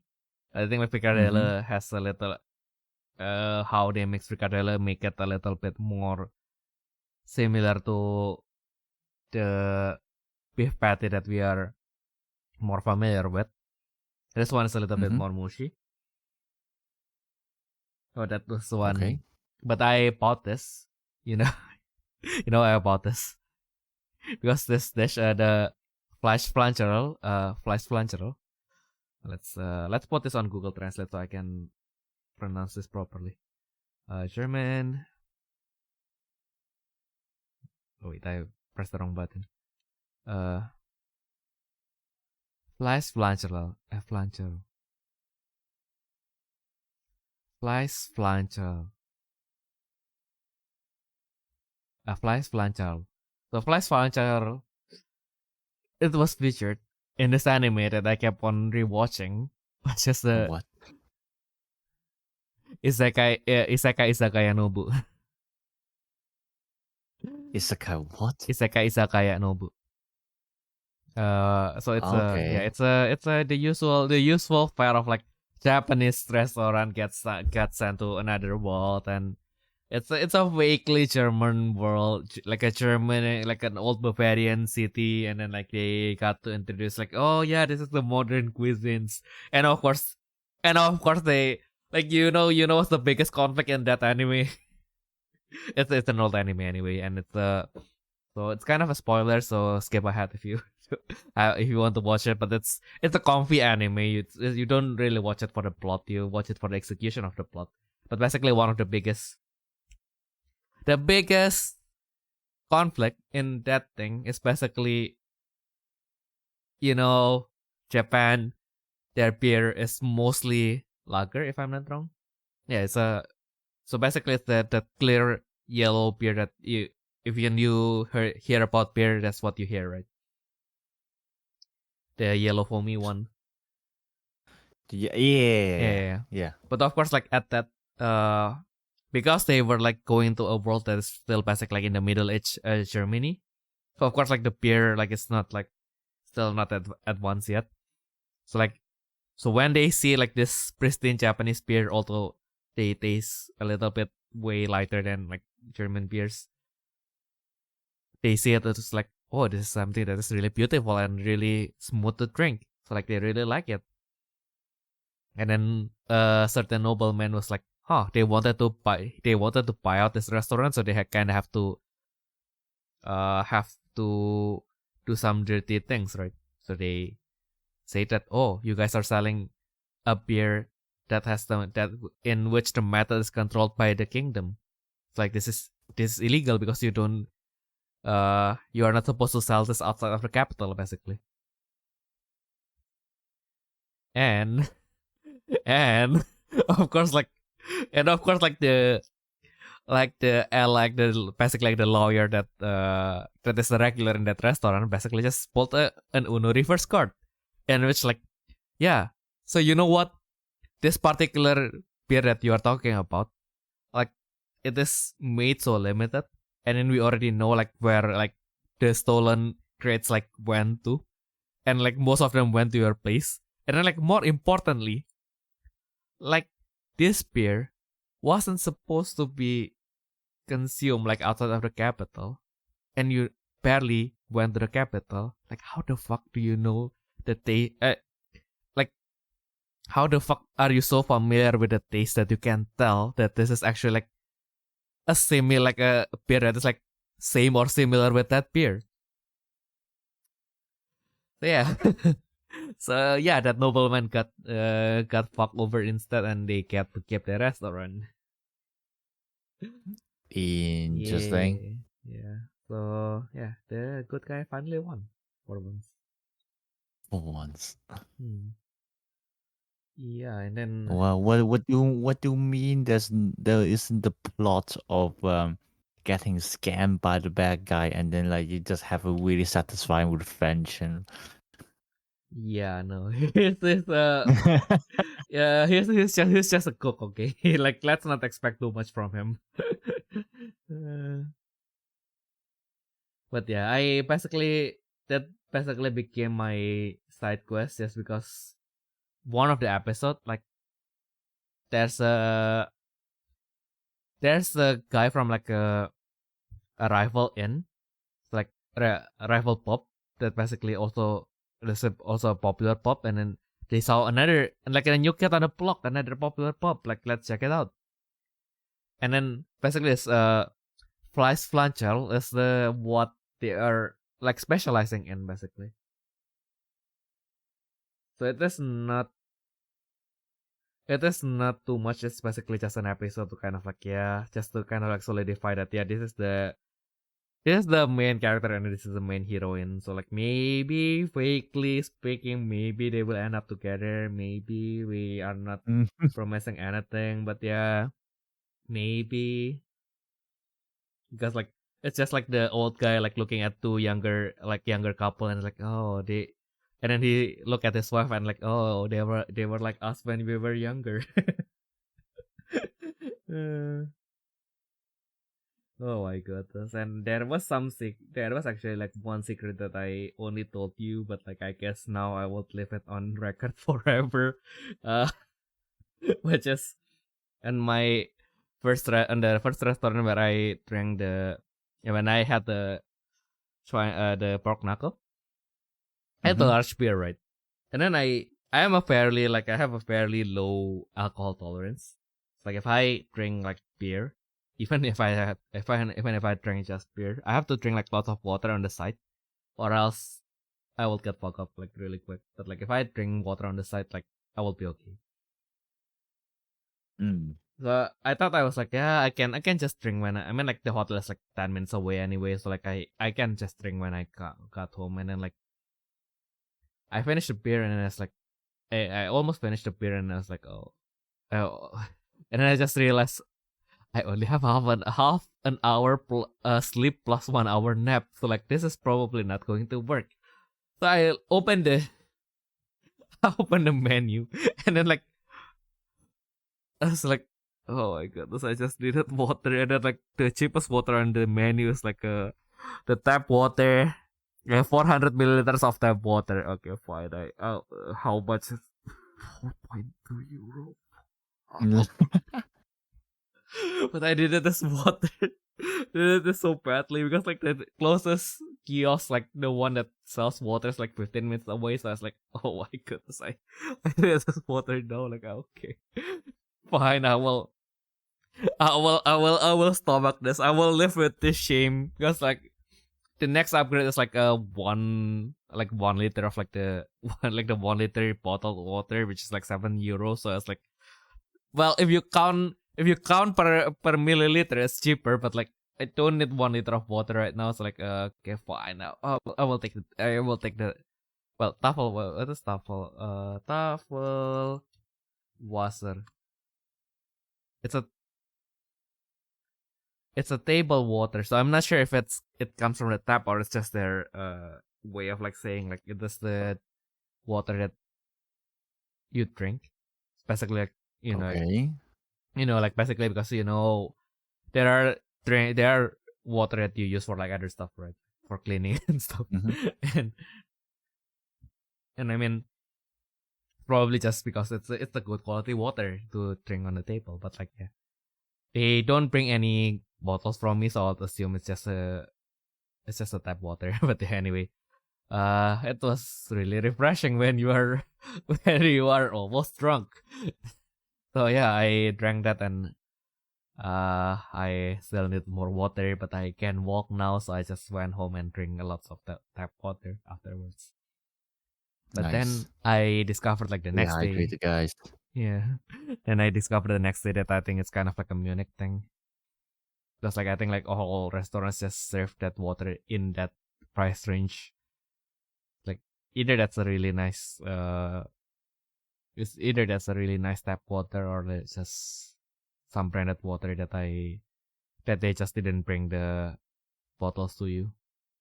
Yeah, but I think that's concludes my adventure in Munich, I think. Because after that, I think I just went to the station, boarded the ICE, and then played Atelier Yumiya for like 4 hours. Barely made any progress because it's a JRPG.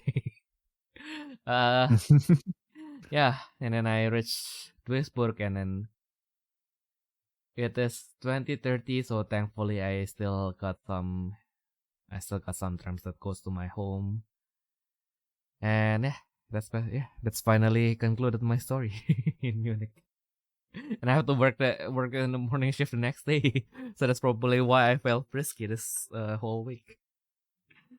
Good job.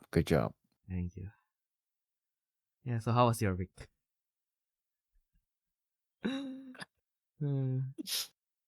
Not exciting as yours, for sure. Yeah. Well, at least today I experienced firsthand the new metal wise swords. Oh yeah, it's a Goddesses of Victory, Nikke. Oh, okay.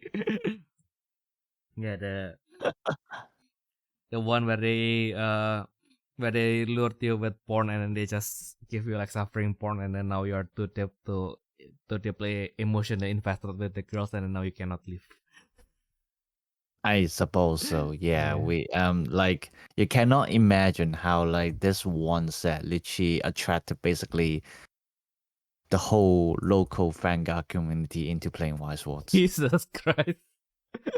I did not expect it to be that big, but yeah. Thank God. That's Yes, it is that big over outside. Mm-mm.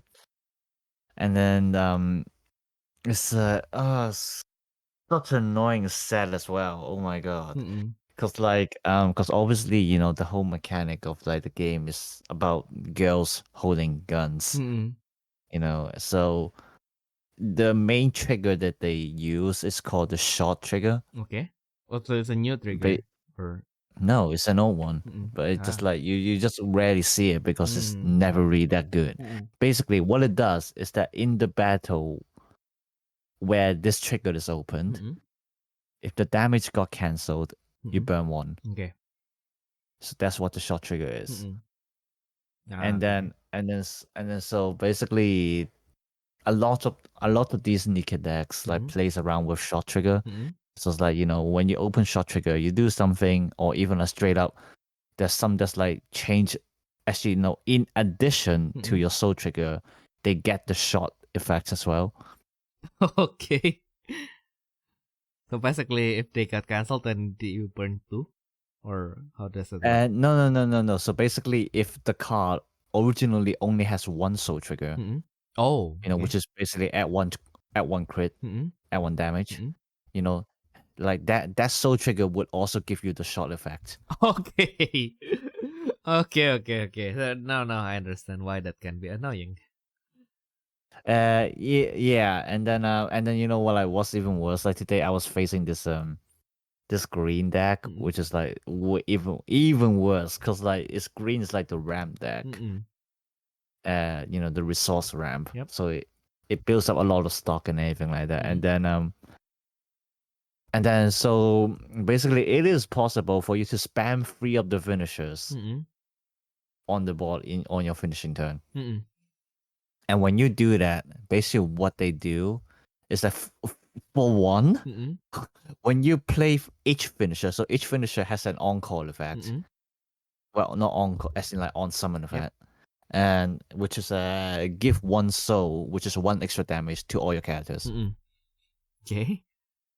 Okay, that's already really crazy. And then the climax combo is when you activate the shot effect, deal 1 more damage. So you can spam 3 of them, and basically your board, each of your character adds 3 damage already. Mm-mm. And then when their damage got cancelled, and you open the shot trigger, you burn 4.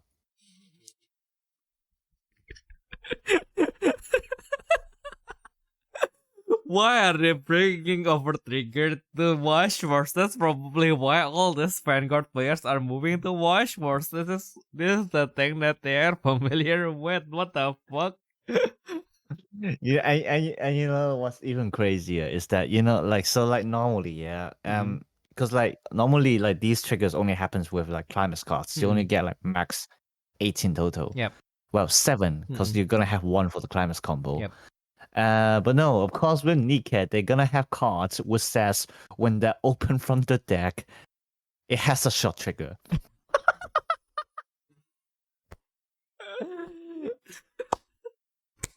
It's a Vanguard player's wet dream. We have like a deck that has like half of them is just triggers. It's a Vanguard player's wet dream. My god. It's like, oh my god, and then like what's even worse is that like so like because like obviously what do you call, so Wise Force also has what we call anti-burn, so anti-life burn. But the problem is that all the anti-burn effects, well, 99% of them anyway, I'm not even sure if there's even any exception. But if it's an anti-burn effect, it only prevents from auto effects. So you can imagine that it's only from like the card text, like effects from like a character card, something like that. Shot triggers are not effects. Or more exactly, they're not the auto effects. Yeah. They're just like triggered effects. So you also cannot prevent them. And then like the damage improvement is basically a passive that improves the shot trigger instead of like a separate effect that deals damage, right? So they add damage to the attack itself, and then they add damage to the short trigger. And none of them are auto burn effects. So, guess I'll die. I mean, literally, if you got cancelled, you are actually no. Okay, say even you're not gonna cancel the damage. In an optimal stage, they're still gonna deal you 15 damages in one turn. And when you cancel, so basically how it goes is like 3 attacks. So first attack 4 damage, second attack 5 damage, third attack 6 damage. And so 3 separate instances of damage. If you cancel any of them, you're burning 4. So you're basically still taking 12, assuming you're canceling all 3 of the attacks. So basically, if you want to be completely immune to their assault, you need to be canceling 6 times at the very least. Which is so dumb. Freaking out. So like it's literally like the meta in Japan right now. And we are expecting a ban list coming up soon for Japan at least. Oh yeah. Since for the English set it just came out, we're probably gonna need to wait for at least another half a year. Yeah. Viva la revolution. But it's fine. I think so because my local allows Japanese cards, so I think they abide to the Japanese ban list as well. So yeah. Fair so enough. if Nikkei gets it, my local is safe. Yeah. Oh yeah, you're making a really masterful segue actually, Ayumu. What? Because speaking of ban lists, we also get one. Yay! Yeah. Why whenever they ban something it's always yellow? This game is racist. What anyway? Fucking hell, man. Yeah, I mean like I say that as a bet, but like Go on. like actually like the one that got banned is like Holy Sign, which is a yellow card. And then the one that got limited is New Mother Core, which is a six color card. But like identity wise, it has a yellow symbol. So basically all the cards that got into the ban list right now, it's all yellow cards. Although we did get sheer heart attack in exchange, so I guess that's fine. My goodness. Yeah, I guess. Yeah, I do not understand like how they even allowed the Gekiha deck to be running like that in the first place. Yeah. I was like, so yeah, okay, so it relies on the contractor done, right? Like, okay, so Holy Sign can oh my god, it can bring Holy Sign. What the fuck? I just realized like, why do they bring? Oh right, they have Nova. What the fuck? They have their own Nova. That's why they can run Holy Sign. What the fuck? This sounds very fair. Yeah, but you know like the funniest part is that now that Holy Sun is banned, people just run Blue World. Oh yeah. Yeah. It's going to be a whack-a-mole at this point. Yeah, no, but literally, yeah, it's like it's so awkward. Like you don't even know what to do. True. I think like the Neo Matter Core is the one that's kind of like needs to go. That's probably why they limited it. But like I think, well, I don't play Gekiha myself, so I don't know how true this is. But like according to my friends who played Gekiha, basically their opinion is like with the Neo Matter Core getting limited, it's probably going to be more of a 50-50 whether you can play like the other like meta, like the other Grand Walker, anti-Grand Walker cards, like maybe like Blue World or like the Genesis Mega Grandstone. Well, maybe in the Genesis Mega Grandstone because it fucks your own Grand Walkers, but like what else? Basically, if you want to play like the cards that is off color from like red, it's going to be a little bit tougher because like then you have to bang on like actually like drawing the new mother core first. Then you can play it for cheap. Otherwise, you can have like lost 3 cores. So like unless you, well, I guess like when you do your Nova, then you'll probably have your Ragnarok out anyway. So maybe Blue World will also go eventually. But yeah, we will see. Because like otherwise, it kind of like takes off like, yeah, because you hardly have any blue cores, right? Like even Royal Draw, you don't really have the blue cores to use it with. So like it doesn't really take away like the power that Keikiha currently have, but it does make things a little bit more awkward for them. Like at least that's that's their opinions on that basically. I mean, yeah, of course. Like, it's definitely going to make things more awkward for them, or else, like, there's no point limiting it. Yeah. But like, the fact is that like Gekiha is still basically going really strong with that. Like people literally replace a few cards and it's like running fine again. Yeah, which is like really crazy. Yeah. Yeah, because like who would have thought like placing Ragnarok and Nova in the same deck would be broken? Wow, I couldn't see that. That's totally impossible. Yep. What can I say? Yeah, exactly. Like now, yeah, I don't know if Buffalo score going to 3 would bring back Saraswati, but we will see. Buffalo score. Maybe, I don't know. Yeah, I mean like Buffalo score, but the problem why it got limited in the first place, it's kind of like because it's kind of like a flexible defense and offense for Saraswati. Yeah, you're literally giving removal to an aggro deck, which you basically never want. So like it's like a removal and then an extra body, Yeah. which is kind of what makes it broken. Yeah. Yeah, so we will see. There's no we have like we have more stuff that is like basically, yep, remove it. It's this. Fuck. Also Gekiha, well, but Gekiha does have like, yeah, the other thing is like Gekiha does have access to the inviolable sanctuary, which is a little bit scary. Yeah. Yeah, true. Yeah. People are saying that like sanctuaries should be banned soon as well, to be fair. Yeah. Especially with the Magic Braves coming. Oh yeah. Oh yeah, because it was before the Braves came out, so like, yeah, it's kind of like, yeah, I mean like it protects brave spirits as well. Oh. Yeah, exactly. Yeah. So like, I mean, in general, there should be a lot more things that should be banned right now. So like people think this is just more of like an emergency ban. For like the new for like the upcoming tournament. Yeah, then maybe before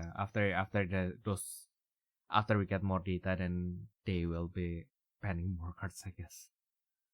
Yeah. So this is like just an emergency ban, basically. Yeah. Yeah, Necroblight at 3. I mean, like it doesn't even really do anything at this point, though. The Necroblight got released because it has been power grab to dust right now. Yeah, actually, yeah, it's really not really surprising, but like a little bit unexpected that like Neko Blight is coming back for sure. Yeah. Yeah, I mean, what does Necroblight do again? It draws you 2 cards. No. It's just kidding. No, it's the meme, right? Like, like, because do you know Pot of Grit? Yeah. You know what does Pot of Grit do? Yeah, well, it draws you 2 cards. Yeah. That's the meme, because like in the anime, they always like explain like what Pot of Grit does. So like the meme is like, yeah, what does Pot of Grit do? I draw 2 cards. Exactly. It's like, oh yeah, if it's not the most overused card ever in Yu-Gi-Oh. But yeah, it has a trigger counter. So, which, yeah, in the current meta doesn't really, it's not really much unless like there's that one awkward matchup where you play against Satyr, but like you shoot one core from an ultimate against a green deck, that's going to work. Trust. The flash effect is summoning one cost 3 or lower, purple spirit or ultimate or brave without paying the cost.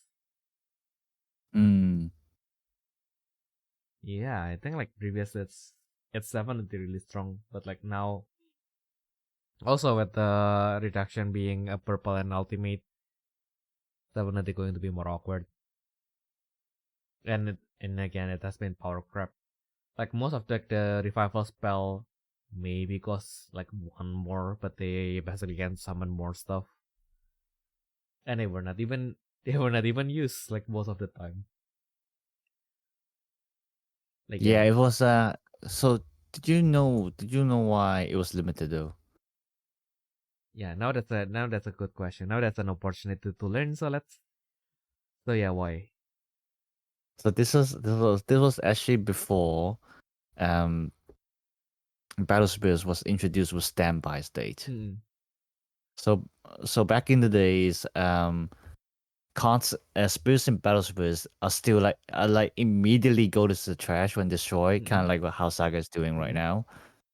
So basically, what you can do is that you can literally swing with Shikidulu, the origami crane, which draws you one on summon, and then you put one card on it, you swing with it, and then when you make another attack, flash, use Necro Blight, literally use the core from Shikidulu, to self-destroy it. Immediately goes to trash, so it becomes a target for revival. Oh. So it's basically paying one to flash summon in the attack step, like Swift. Oh. Well, even better than Swift technically. Oh. And it shouldn't happen because it's the purple deck. Yeah. It's purple. Exactly. Yeah. And like that actually contributed a lot to like the purple aggro deck during that time. With Sun the Million. Yeah, like back in Soulside era, which also extended throughout the Ultimate era and then into Burning Soul era. So it wasn't just Griffin, like it wasn't just the purple white rush that went through like at least 2 years. The purple aggro Sun the Million actually did the same. So it was 2 decks which went through 2 years altogether. Yeah. So like that was why Necro Blood was limited. Yeah. It had a certainly tough. Like now, technically after the standby state was introduced, like that shouldn't matter that much. And then especially since like the meta also got a lot quicker, because we're talking about I think it was introduced during God King, I believe. Yeah, I believe it was during God King. And the meta that period was already way quicker than usual. Obviously you got like the multiply flutes. Yeah. You got Magnemizer. So like technically I would say that even during that time Necro Blight probably could have been really unlimited already. But I suppose like partly it's also because it can be a very effective purple trigger counter. Which would really worsen the situation of like Magnemizer mirrors. Yeah. Which is why they probably like have limited, just in case, purple aggro goes out of control again. Until right now when they realize, it's probably fine. Yeah. Also because the back then, yeah, literally we have Magnemizer as well, so you don't really have problem like playing this at one cost. It's like Magnemizer needs spirit to be summoned, and then Magnemizer itself, and then like, yep, now you are giving aggro to a card that basically like single-handedly like slams your opponent to death.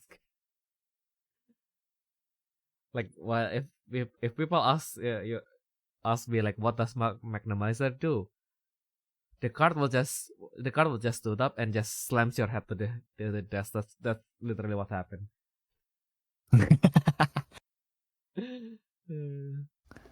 I mean, I suppose you're not wrong. Yeah, I mean, like at that point, like okay, like winning against Magnomizer is like you need like a really specific condition to survive from Magnomizer. Like, why the fuck did they printed that? You, Jesus Christ.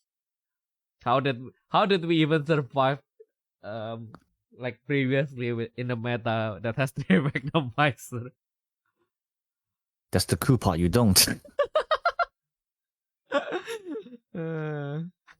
Exactly. Yeah. I mean, to be fair, because like Magnomizer wasn't the only broken thing, but yeah. Yeah, I guess. Yeah. I mean, like I was playing Hanu Merlin, so I can't really say anything myself. Bruh. Yeah. I was playing Hanu Merlin. I was playing multiply, so I was like, at first I was like, haha, fruits. Like, what does this do? How the fuck is this? Oh, okay, okay, fine. Now I know why this was meta. Fair enough. That's also why Mangostina still should not be released from with the limited list. Yeah.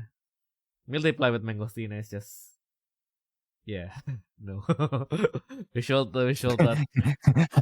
I like you're just like, yeah. No.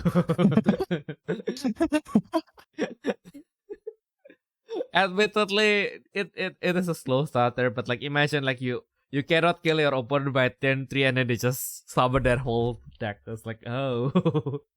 I mean, to be fair, it came to the point where if you cannot even do it, if you don't even do something by turn 1, you just die. Yeah, exactly. It's crazy, and I think this is also partly because like why they decide Necroblight is kind of okay now because I mean if you think about it, you got Spectral Contract, which is Petty Bet. And then obviously, previously there was Tsukuyomi as well. And, none of them are actually meta right now. So there was like, you know what? It's probably okay. Yeah. Kind of thing, yeah. Which makes sense, yeah. Exactly. I mean, like, yeah, again, also like Blood Crystal has their own revival spell that doesn't really... Well, it does look at the cost, but then it got improved like the more counter you have anyway. Like you do have like more options to summon stuff, but like in the end, like after past BS60, like nobody brought that card anymore. Like even BS60. Which one? Yeah, you know that cost 4 spell that revive like one cost 4 or lower Blood Crystal. Oh, that card. Oh my god, I even forgot that's a thing. I know, right? Like, I mean to be fair for that one, it's also because like the Blood Crystal deck doesn't really need it. Because like I mean yeah, like for like the normal batch, like it's not their play style. So so like that's why people just like don't bother with it. And then like yeah, I suppose with Petty Bet, like they just like way too quick. Yeah. For this to be a thing. Yeah. I think it's like you would rather want more spirits than potentially like recurring one spirit. Yeah. Also, like I guess with Necroblight it kind of makes sense. The 3 costs, 1 reduction. Like even if you want to attack it, then Necroblight still make more sense. It's a trigger counter. It's you pay 2 costs with just 1 reduction. The other one is like if you only have like 1 spirit, it's a 4 cost 1 reduction. So it's like you revive 1. It's kind of an overkill, right? Because like most of your stuff in Spectral Contract was going to be low cost anyway, except for like the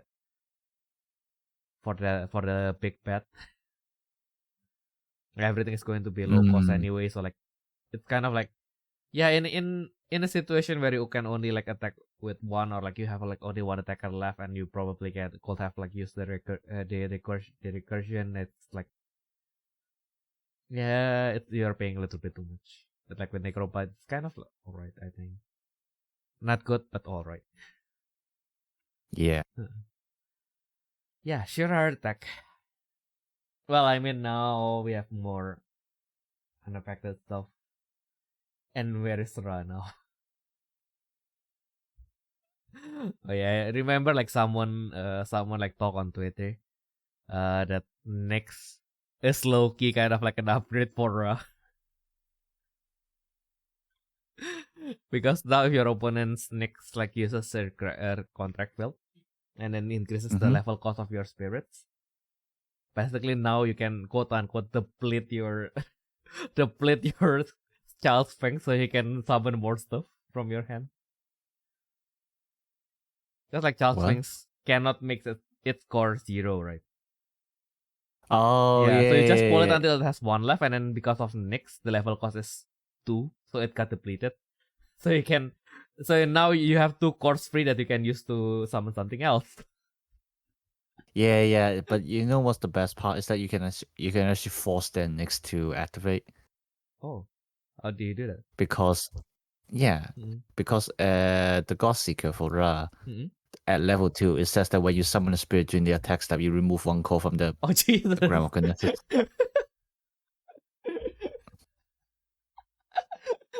Oh my god! Now I need to bring my Ra deck just for the love. Just for the shits and giggles. Exactly. I never really was able to play like Ra properly because I have like a mid-range mind. So whenever I played aggro, I was like always thinking way too much far ahead.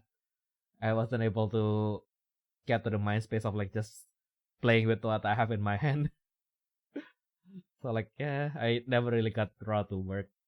But like now I kind of wanted to do it just for shit and giggles. Yeah, I've calculated like if you already got like a yellow symbol on the field, you can use 7 cores. Yeah, you just need 7 cores, and you can have a kill turn basically. If you're facing Nyx. Yeah. Well, yeah. I mean, like, and like if I can somehow get like the deck on time, I'll just ask someone who has the deck to like, yep, let's do this. Not as like a deck introduction, just for a shit and giggles episode. Like, yeah, to Ra actually like can kill Nyx like awkwardly.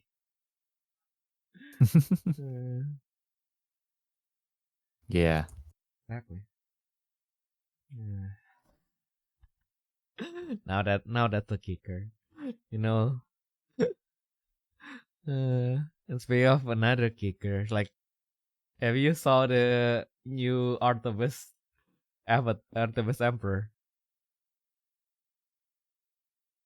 The Emperor Spirit for Artemis, the Moonlight Gun. The concluser. Yeah. Yes. It's actually kind of good though. Like this is. No, it's really good. I think. It's super good. Yeah, it's like it basically has everything, which is like really dumb. Exactly. Like this is like, what one attack actually have become. We got dropped. Yeah, because like it has like basically the best armors ever. Red, purple, white, and yellow. Because like green is still mostly exhausting, isn't it? So it's like that's kind of fine, unless like they return it to the bottom. But then like if they don't do that and like this card which is called Moonlight Gun Dog, as long as like sits on the field, you can just do whatever shit you want to do with it, because like that's the point. Exactly.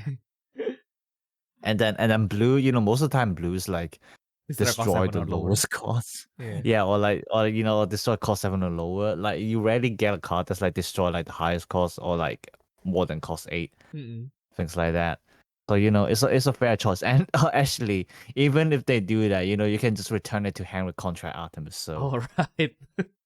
Jesus. Yeah, that now I understand why it doesn't have any manifest. Like if it has manifest, it's it's broken. It will be broken. Yeah. It's just like, I think like Wilson mentioned it. This is just Trivikrama part 2. This is just what? Trivikrama, the avatar for Vishnu.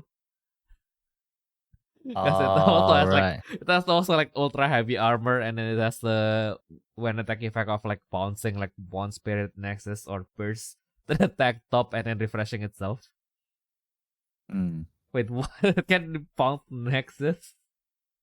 Wow. Yeah. I suppose the only saving grace is that it doesn't pierce. Mm-mm. Oh yeah. Yeah. So Oh yeah. which is why they limited it in the first place. Mm-mm. Yeah. Yeah, that's like piercing burst. That's yeah. Even now, like the thing that it can defend against it is already limited. So like giving it pierce, it's just cringe. It's also the deck top. So like according to how you play this, like you can basically just fuck over your opponent, give them like their cards that they cannot use now.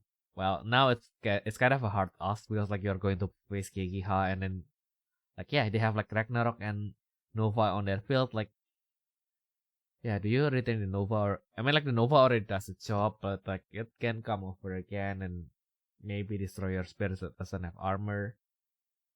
If you give them the Ragnarok, it has a it gives them core, and it has a pet stack that can attack twice. So like, which one do you really retain? I don't know. Mm. But yeah, the level 1, 2, 3 effect itself is already making it like way too strong. Just even if you're just playing like void control, like even if you're not ready for your kill turn, you basically just summon this guy. You core charge 1 to Artemis, and then you just enter your attack step and attack step.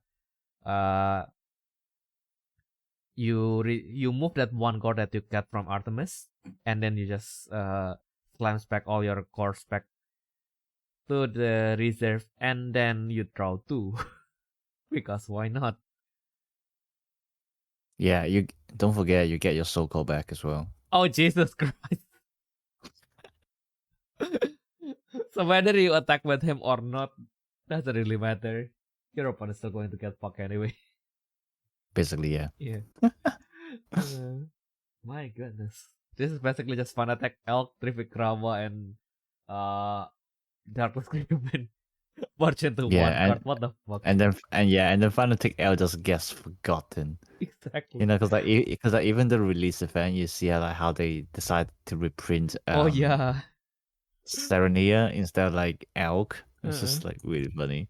I know, right? It's like I think like I can hold myself from like tweeting that I think like I've downloaded the image for that one. Why is it missing? Why it's this one? It's like, oh yeah, it's like it's time for the release event. So it's like time to reprint Artemis and her avatar, the Lightning Serenade.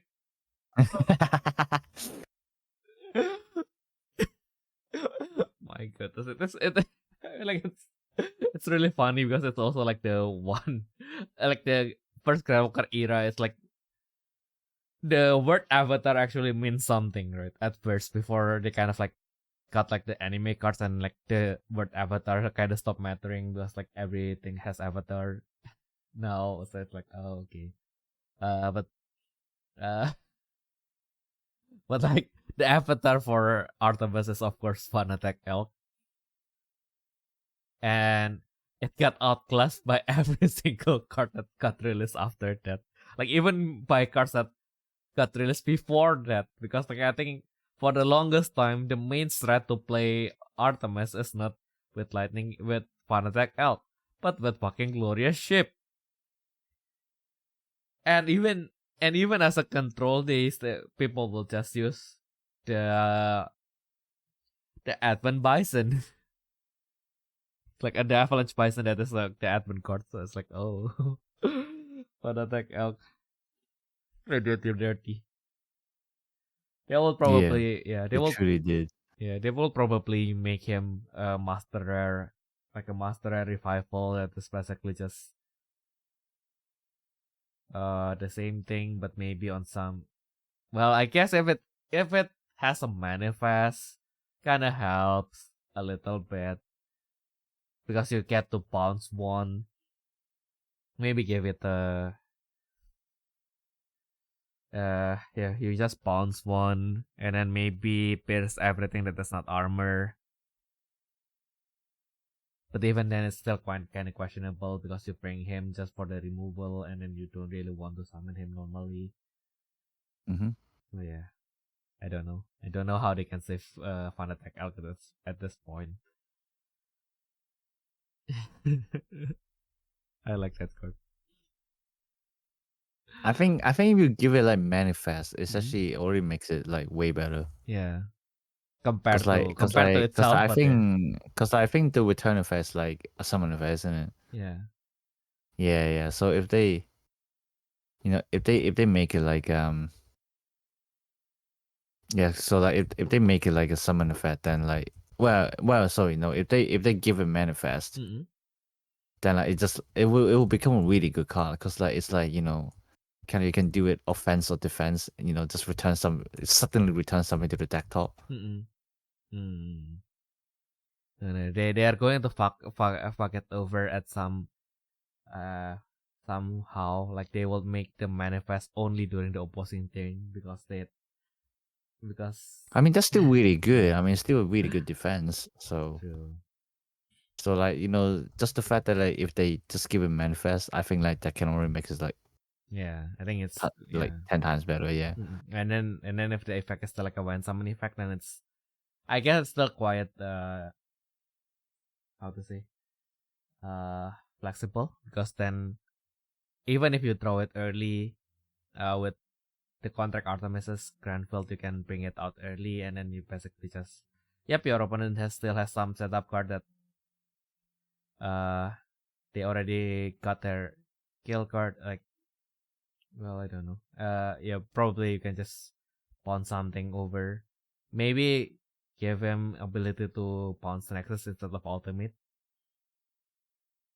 Like replace the maybe. No, I think keeping to ultimate would be good. Well, more balance anyway.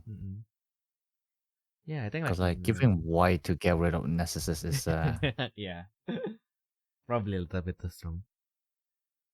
Yeah, I don't think we want that. Yeah, especially Machine Beast. Yeah, exactly. Like also like imagine like you summon it off the deck top with like with oh yeah, you have the modifier and then like I mean like Fikri just told me because he kind of wanted to make a gacha Machine Beast deck, and then like Machine Beast has like 3 cards that can do that so far. Like they are all bursts with different triggers. The most reliable, of course, is Mother Pyre because it's unaffected when you have at least one Machine Beast in your trash. It activates itself even when it's summoned from your hand. And also, it is when your life is reduced, which is what 80% of the deck's Inval Spirits will do to you anyway. So yeah. You have Mother Pyre, and then you still have 2 others that activates after opponents uses a when summon effect, and then also when your spirits are destroyed by the opponent. Yeah. Have fun. Have fun summoning lots of Machine Beasts. And that's also why like some of the fun quote unquote vanilla are still quite popular anyway. Like now if they are more centered towards that, you just need to bring like one Mirage, and then like Arpaterix will be quite scary. Sorry, say again? Arpaterix. You know the contract rebirth, like the rebirth extra for the Machine Beast Mirage. Like the Arpaterix. Sorry, my brain isn't working.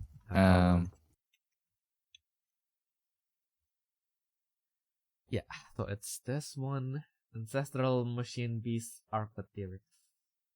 Oh, that thing, yeah. Because it reverts to a double table spirit, so like if you summon this early, and it still have like 5 or less counters. Like okay, you discard an opposing burst, you set a white Mirage, so it doesn't really matter. So but anyway, the Machine Beast Mirage is fucking weasel anyway, so like you will probably use it. You will put Yeah. you will probably put it inside the deck anyway. Like, Yeah, exactly. Yeah. You're gonna have some options for sure. Yeah. Yeah. And then basically you rebirth into the human mode. You basically with Artemis you just play your whole hand because now everything has an extra white symbol, so you can just play your whole hand and then you use the human mode to basically equalize your hand until your opponent has the same number with your hand, and then at the end of the turn you just use the gun dog to throw you 2 cards. Very fair. That sounds very fair to me. Exactly. Not to it, and that is if you can survive like we are already assuming that you have like Arcpatyrix and a Gandok on your field. So like you have at least three symbols to worry about, and you have to survive that first. And after that, if you survive that, you have one hand, and then your opponent has like 3 hands. Yeah, very fun.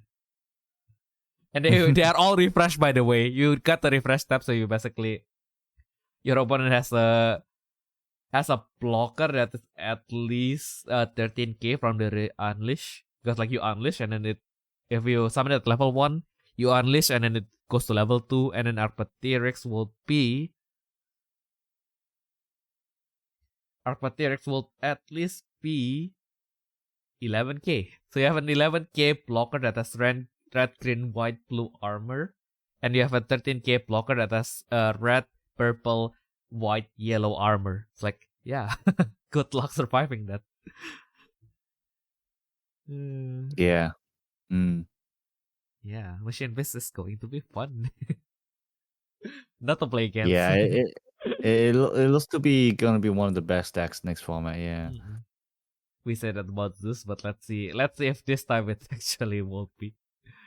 Like, I feel like it will. Yeah. Yeah, because like it's white, right? Like, yeah, if you have all the pieces already, it's unstoppable. But like, that's the problem. You have to get to the point where you have like all the parts, and that's usually the challenge, right?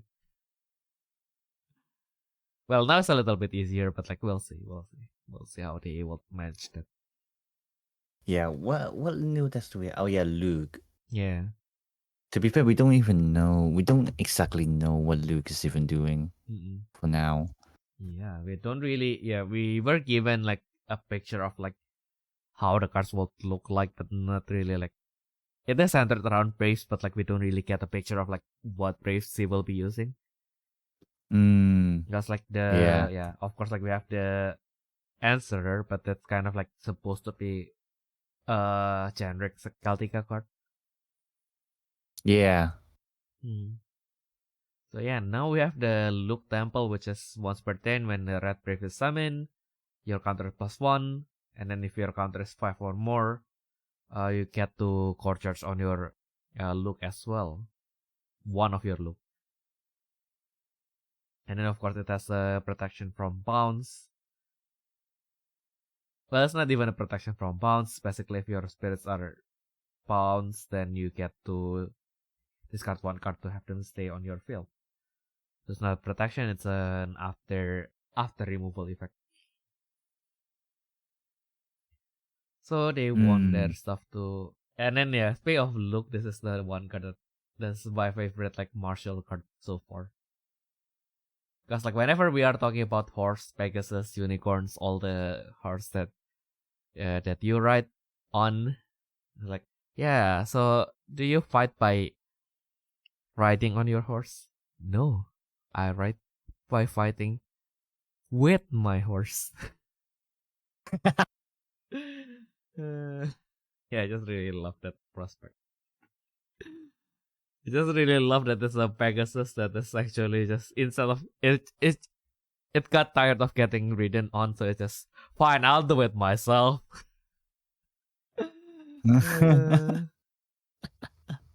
It's like, you kill my master. Yeah. It is time. It is time for me to avenge my master. And yeah, it just like stands up on 2 feet. And then it turns into like fingers. It's like, oh, it's real shit now. It can hold weapons. That'd be so funny. Oh, know, what a right? transformation that would be. Exactly. Yeah, it's a pretty decent life reduction burst, I guess. And I guess like it also like the gimmick will be like, yep, it has some strong effects if your look is double brave, basically.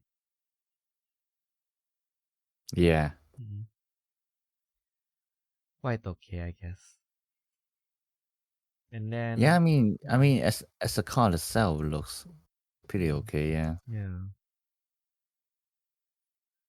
Okay, and then it's purple. So of course it has a and of course there's a gimmick to force itself to activate when you do something. This one when your next core reduces. If your opponent has a spirit, ultimate, or nexus, force activated.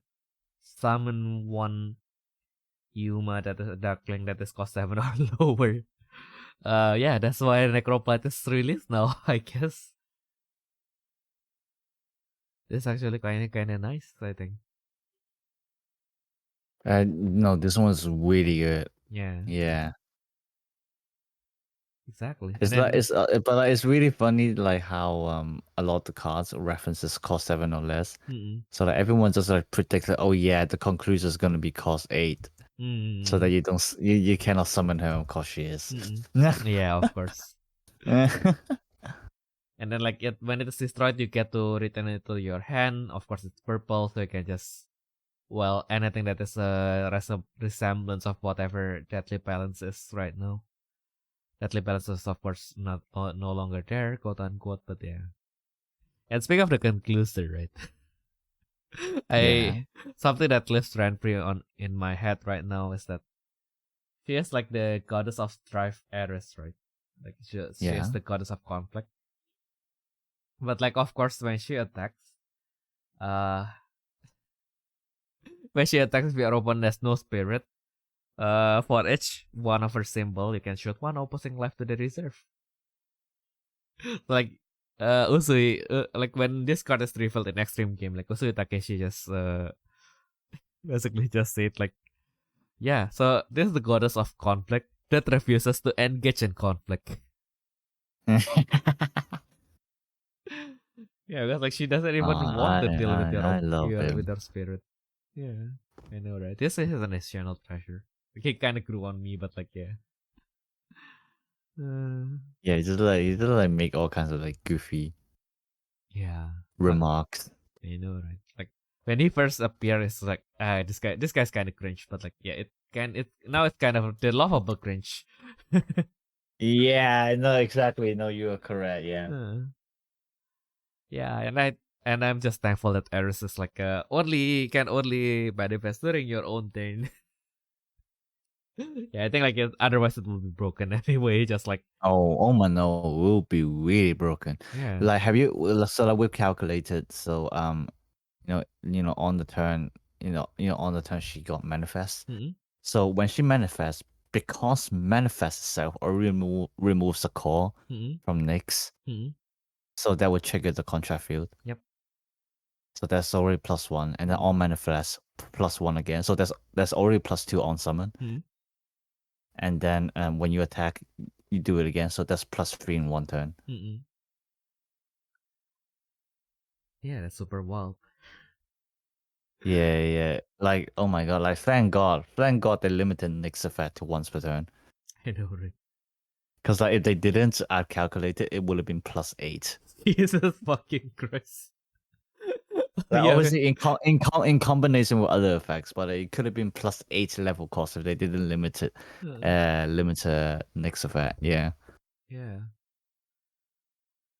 we kind of now have to have like cards that just it's not affected by spirit effects just just for this, because like now I just realized, because you summon her, oh no, you manifest her during your main step, then you release 2, and then she's on level 2, and then you attack, you release again, and then she's now at level 3.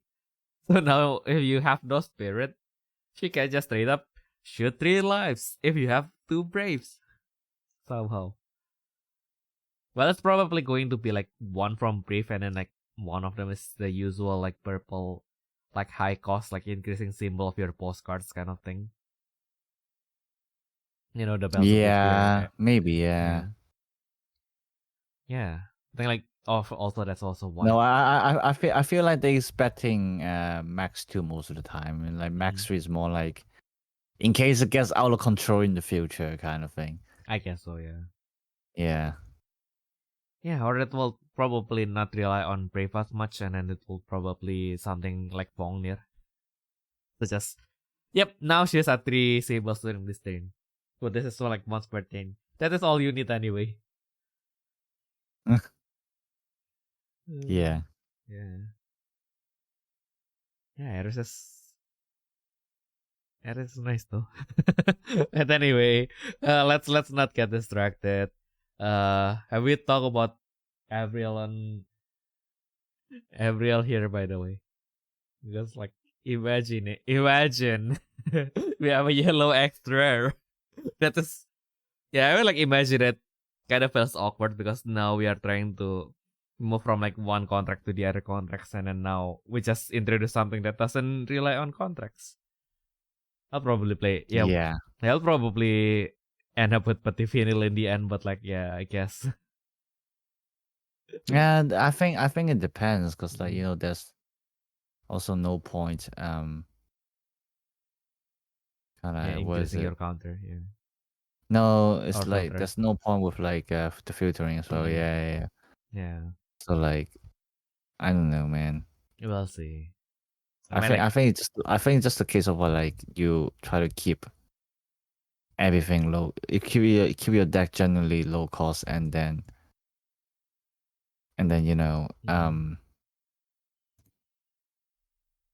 yeah, it is and a then conclusive. and then you just hope for the best, basically. Yeah. So she herself is still is a concluser still. So I guess you can kind of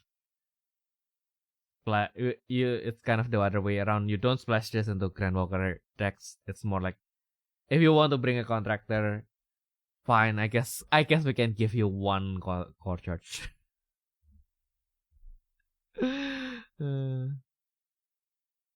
Yeah, so basically, discard in your hand or open zone. If your Imagine Brave is summoned, you can pay 1 cost to summon her. So I guess that kind of removes the awkward turn where you go to your turn 3 and you have like 6 cores. You summon Imagine Brave for 4 costs, and then now you don't have anything to equip it. But you basically just summon her and then you get 1.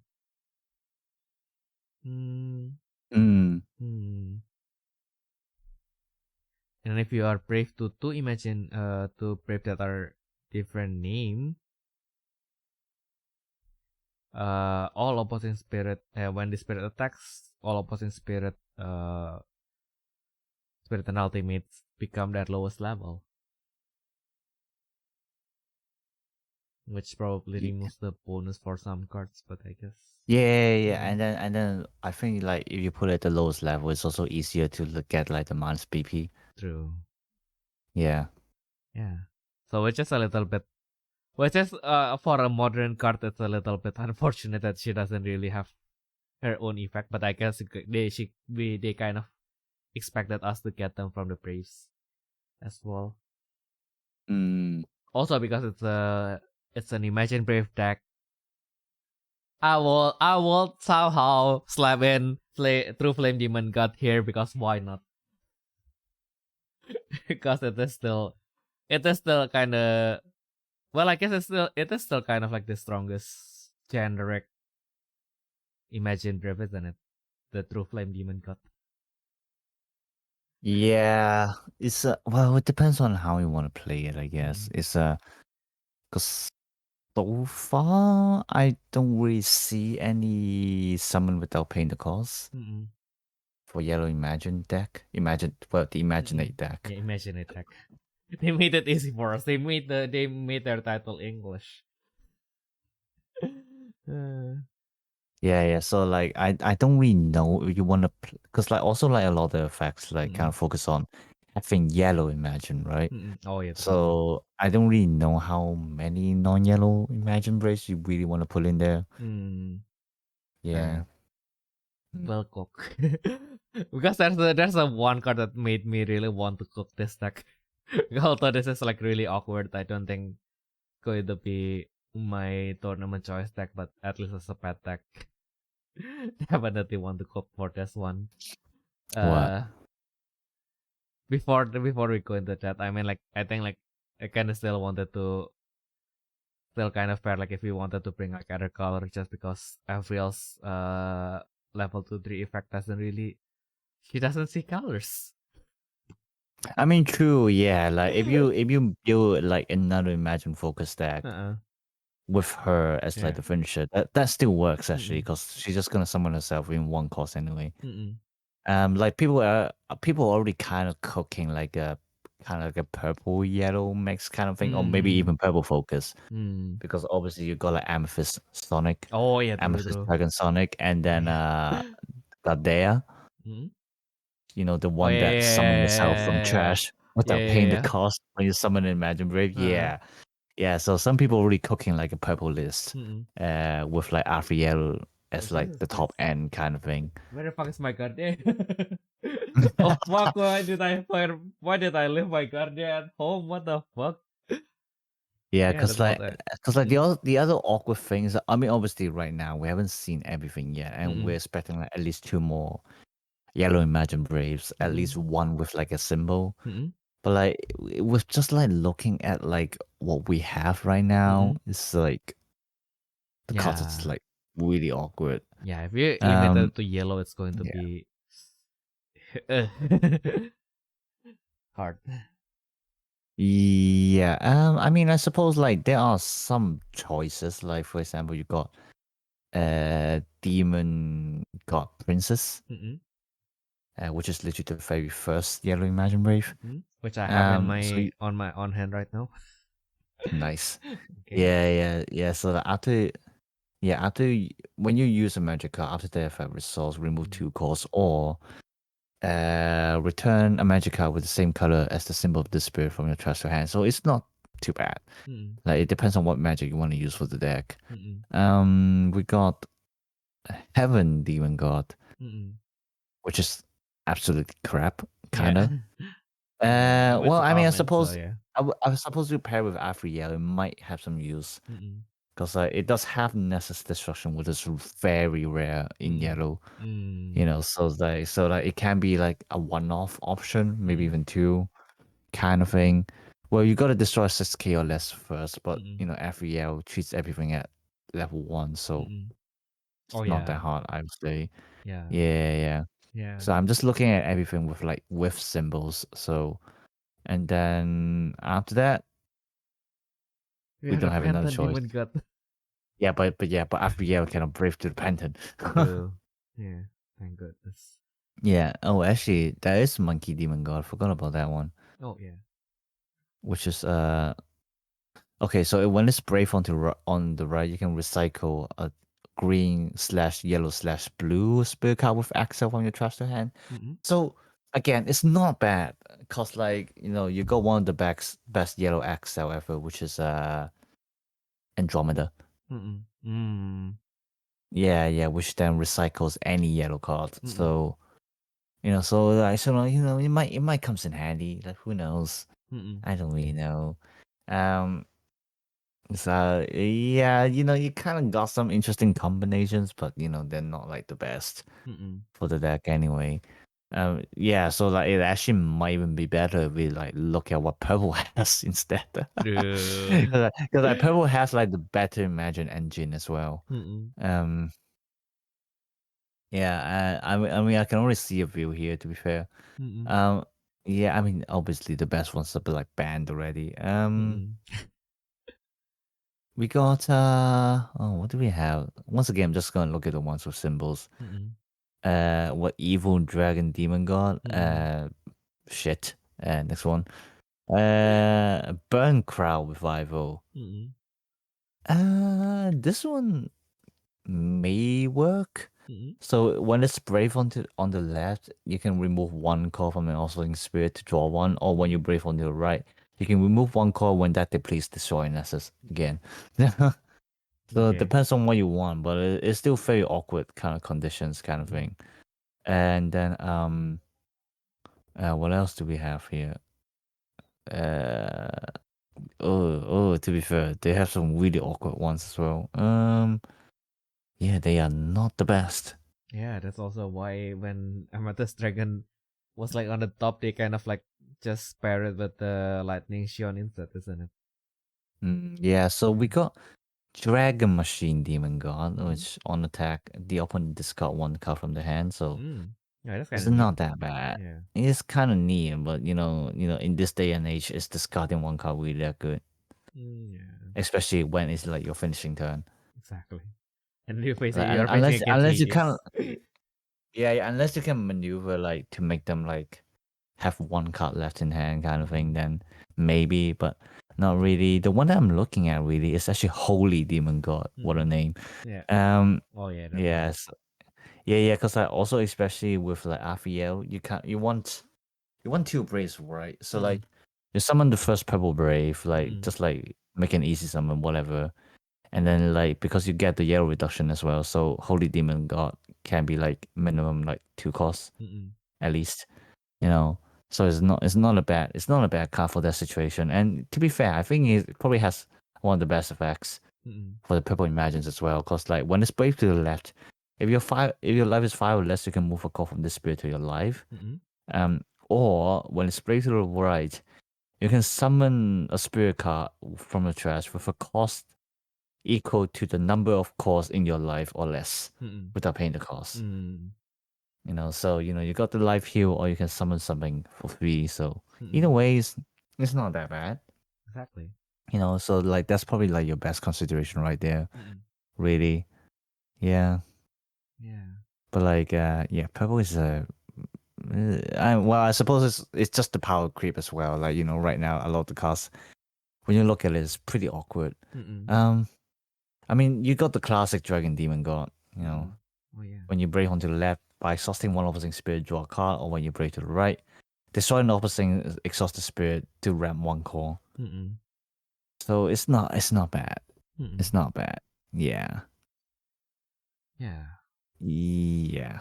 Especially considering the one that they gave us is like, I guess it's 3 cost draw 1. So I mean for free. Well, we say free cost, but then it's 3 -2, so it's technically just 1 cost most of the time. Like because you don't need the maintenance call for it as well. So we call it Hydrangea Demon God because that's the English name of the flower. Yeah. Draw one from the bottom, put one Imagine Brave from your hand to remove some, give -5k. It's okay. Yeah. It's like you literally just summon it for the draw one. Basically. It's like one of the filter cards, right? Oh, you want to draw one? There you go. Oh, you want an Imagine Brave to do something? Well, here you are, kind of thing. It's just like an easy card to use. It's like nothing too special, but like I can see the use from it. Yeah. Also, it kind of guarantees just guarantees your April to gain a symbol, quote unquote, because then you because if you brave it to 2 braves, then everything is on their lowest level. So the brave retains a spirit or ultimate that is on their lowest level. Yeah, so you can kind of do something funny with it, but honestly, it's not the best choice to brave, I would say. Yeah. It's just that as like a secondary thing. Like if you already have your main brave, if you need something cheap to summon, I guess it works. Because like also with Avriel, I mean, yeah, you kind of gain one symbol from Avriel, but you probably still want something with a symbol. Yeah, which is but yeah, actually, which in this case, yeah, I can see some of the purple imagines being good, and the yellow ones not so much. Well, yeah, and well, we're expecting like we're probably gonna get like a Nephilim Imagine Brave. Like, Nephilim is like Afriel's Designate the Brave. So we'll probably get an upgrade of that one, hopefully. Hopefully. Mm-hmm. Oh yeah, and that's of the reason why I wanted to for. Yeah. Oh my god. Yeah. Sugoi Dekai. Yeah. She's actually drawn by the artist of Trickster as well. Oh, is it? Oh. Yeah. Interesting. Yeah, so just a really good search card, really. Open 5. Add an Imaginate card that's not herself. And then every Imagine Brave cards that has different names to the remove zone. Yeah. Oh no, it's not. Yeah, it's not add to hand. So everyone. Actually, no. Wait. You can. Oh choose wait, to add you them to should choose hand to add to hand or to the remove zone. Yeah. That's just long wordings. Exactly. But can be something because you can play against white, and then if you put stuff into your hand, God forbid, they will also draw with you. So that's why. That's why when you. Oh, go on. Yeah, that's why when you want to add a lot of cards, it can kind of help if you just put them into your open zone instead. Yeah, and like I think what's really good is that I think with Afriel, like in general, that you want to try to do a one punch if you can, but like I feel like at this rate, like Bandai doesn't really want to let you do that so easily anyway.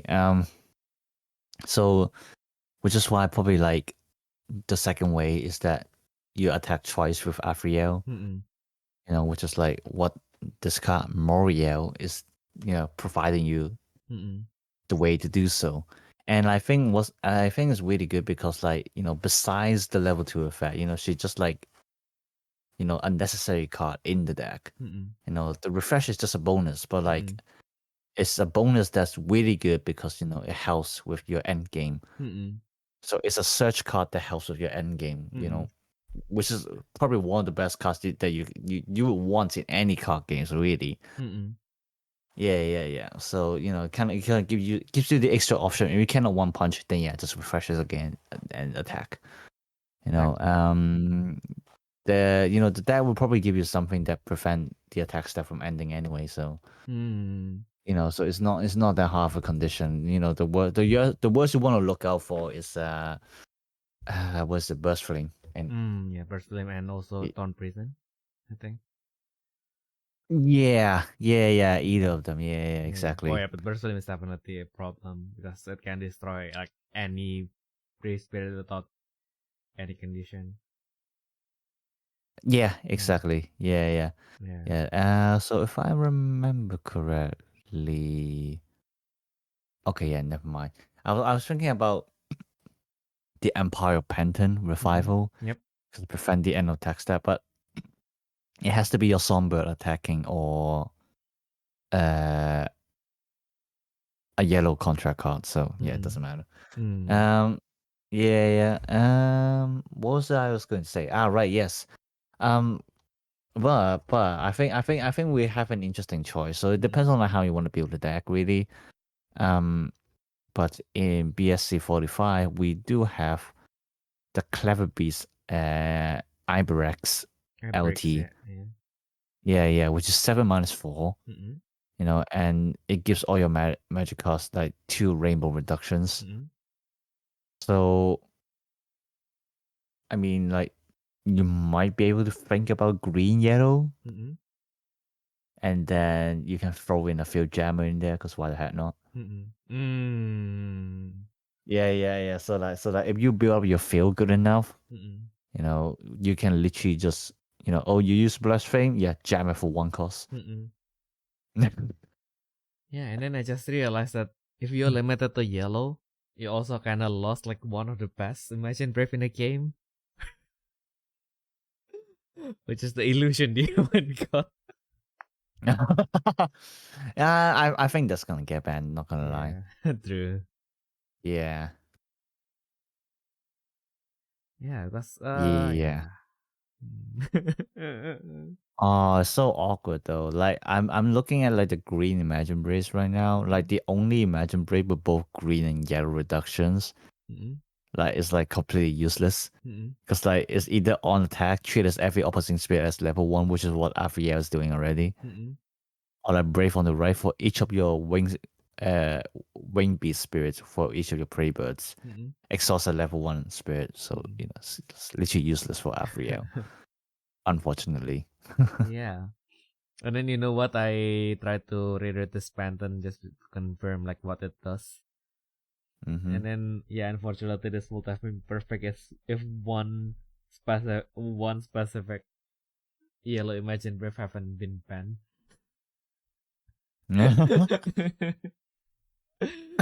Oh wait, yeah. Oh yeah, I forgot this Pantone exists. Yeah. Oh yeah, we don't even need to be afraid of Burst Flame then. Yeah. Oh yeah. Imagine Brave top Brave stay Shibuno. Imagine it Pantan so bete wa aitero majiku no koka kende. So yeah, now we literally have to worry only about the yeah, so we only have to worry prison. about what Braves to use. Yeah. No, not even from prison. Oh wait, it appears. The spirit. Oh yeah, it appears, It right? pierces, yeah. Okay, I see. Yeah. We can worry Have a about it one later. punch. One punch. Yeah, Exactly. we haven't seen everything yet. So Yeah. Also, it's a. I mean, like at this point, like we as. I mean, like we don't. I mean, like I think like the end game board will be like Panten, Moriel, and then Afriel anyway, right? Like Afriel, like Moriel will refresh Afriel, so we have 3 refresh spirit. If they use Thorn Priest and LT, then we'll just exhaust the Panten and the Moriel, and then everything is done. Oh wait, okay. I realize how they want to want you to use Hydrangea now. Because I just realized the Mirage effect right there. Yeah, and yeah, this is it's actually it's really intrigues me just because this is like one of the really rare effects outside of Hermes where like you're sending your cards from the field to the open zone. Yeah. And I only realized now is that they're actually sending it from the field. Oh. So Oh my like God. so like if your Hydrangea isn't destroyed or removed in any ways, you basically pay 1 cost to draw 1 every turn. You just realized that. Damn. Yeah, but like even besides that, in general, summoning a cost 8 or less yellow Imagine Braids by paying 1 cost, yes please. Yeah. It's not even yellow only as well, which is like, Oh yeah, damn. then we can use stuff like the Omni Demon God. Yeah, the Omni Demon God. Yeah. I feel like it doesn't have Which is symbol, but actually, it gives you unblockable. yeah. Depends on how you play it. Yeah. Yeah. So we've got some interesting choices. Yeah, and then now Hydrangea just got even better because then if you don't care about it being destroyed, then you basically just get a 2 draw as well for 2 costs. That's literally what I said. No, I mean like you say like 1 every turn, right? Yeah. But yeah, I get your point, but yeah. Yeah, it's yes please. Yes. Yes, please. Yeah, and then what else do you have like from last week? From the last 2 weeks actually. Because we haven't really talked about Battle Space for the last 2 weeks. Have we not? No, only last week. Remember. Like last week we like got like we got into hit the target with some pot put and like we just skipped all the PS stuff. Lamau. Yeah, and then I guess as usual. Yeah, as per usual. And then I guess we do have like this stuff from like the new anime booster. Like mostly just arts for now. We have the Ash Lion, of course. Yeah, I'm surprised we're getting so many X-rays. Yeah. We have Ash Lion, we have Sengoku Tiger, which going to be the concluser for Toshie. Well, I guess this guy is probably going to be the first concluser that is a brave. Imagine if it has manifesto. Lion with a manifest. Casual, just. Yep. I'm attacking with a very innocent Sengoku tiger. It's not going to be detrimental to you. Don't worry. And then you just pop out the ash lion, and then now it's too simple. Yeah. Yeah, it's like I'm surprised they're making all of them like X-ray as well. Yeah. So like now we know Toshi is getting 2 X-rays and Soin is getting 2 X-rays. Yeah. That's of course. Yeah. Yeah. We have the Sokai Myo, which is basically the real boss card for Soun. Yeah. Yeah. That's Sorry, like I just hate me so much. yeah. I'm just kidding.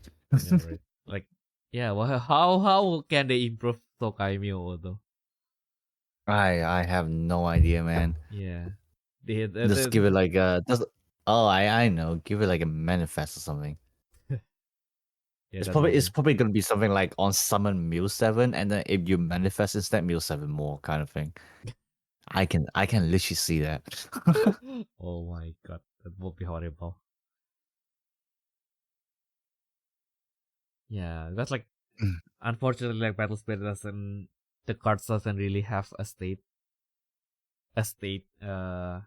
machine. We call it in programming. Basically, when something happens to it, it kind of remembers what was done to it. That's like in Yu-Gi-Oh! We do have that thing, right? Like basically, if you special summon something, then until it is removed from the field, it is treated as a monster that has special summon, right? But then, cards that only affect monsters that are special summon can affect it. But like in Battle Spirit, it doesn't really work that way. So basically, when all cards are stateless, so like cards that are summoned normally and cards that are manifested, cards that are recurved, a card that advented. Basically, everything only has a state if the state is like permanent, like Brave, or like if it has a base card, then it can have a state, but it doesn't have a state that is like outside of that, I suppose. But like, or maybe if it manifested, so when manifests during this turn, when the spirit attacks mill 7, probably. So like basically then the normal when attack is just mill 7, so you just mill 7 plus 7. Who knows? Maybe. Yeah, who knows? I guess that kind of works. Maybe, and then maybe they made both of them like once per turn, same name. Like, which will make it a little bit weaker than the original version, but also stronger in the term that you only like needed one soul core to bring it out. And then we have Sanju that is and then we have Sanju that is originally like centered around what is Kido again? What Kido. The keyword, the Japanese keyword is Kido, the one that activates the soul burst. You mean catalyst? Right, yeah. Catalyze, yeah. Yeah. How? Yeah, probably, or maybe they will do it. I mean, like they already did it with Kukulkan, and they will already did it with Artemis. Probably they will also like skip the manifest and make it a more catalyzed space deck. Maybe, I don't know. So maybe how they can improve the Sokai Myo is actually improve quote unquote, is basically to make it more to make it fit this catalyzed theme more. So maybe it's just a catalyze. If you activate the blue burst, once per turn, same name, Milton, maybe. Oh yeah, or just Mew 7. I don't know. Yeah. Yeah, I guess that. It makes sense. Yeah, I can see that actually. Yeah. Like I would wish for them to be going back to catalyze as well. You know, because like that would make things a lot more interesting. Because like honestly, like the recent decks are getting a lot more stale. Like why do we have like 2 blue decks that are playing Braves already? I know, right? And then like and then like they aren't even good. I know, right? Like Hephaestus is like making leaving some records, but of course it's just the virtue of like, yep, now everything has been summon effects, and then Hephaestus just locks everything.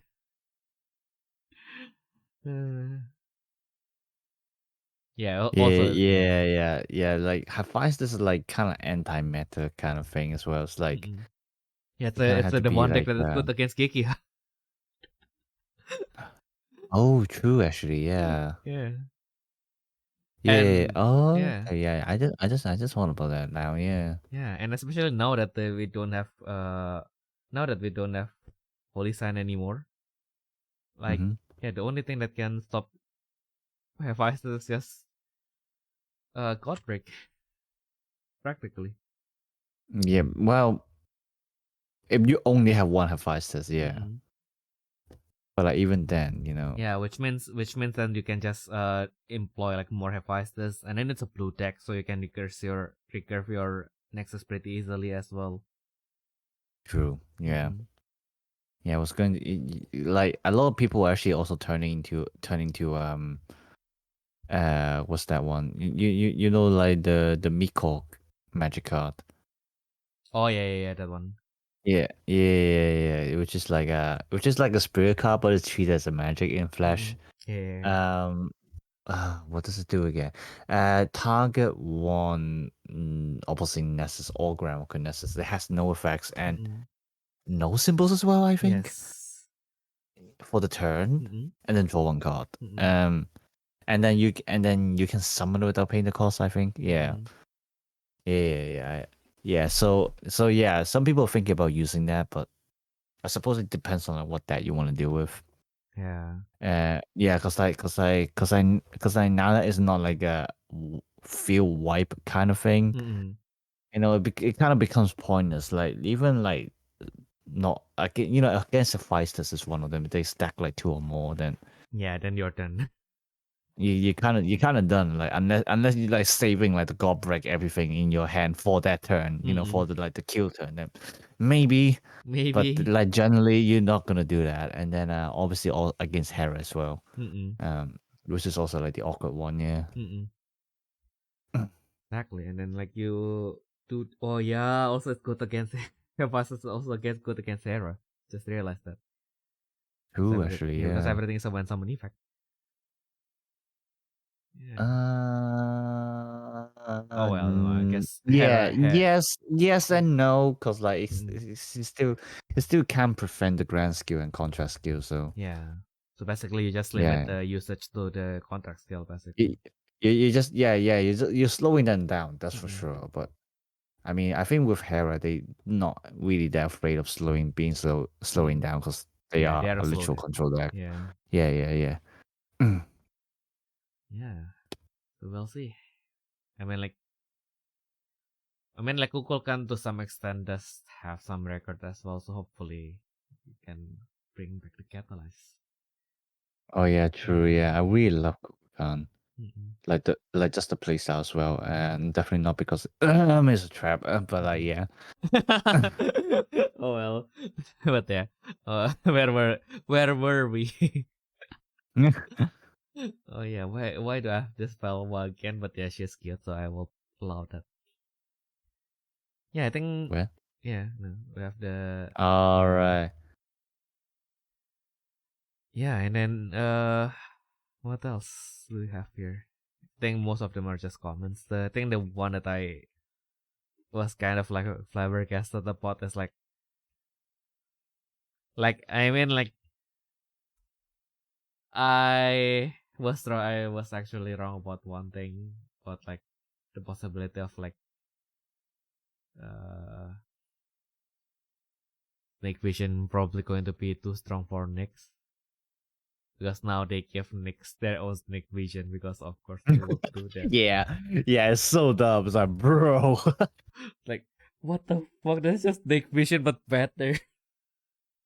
Yeah, like some people were even speculating, oh yeah, maybe they're gonna ban snake fish or something Yeah, like that. yeah, yeah. No, we're just gonna give her an extra card, cause why the fuck not? Yeah, that's what because that's what I said like in the last two episodes. I think like when I saw next, I was like, yep, the question is going to be gone, and then like no, they're even like no, they just went all in and press upgrade on snake vision that's already good. That's like what the fuck, Bandai.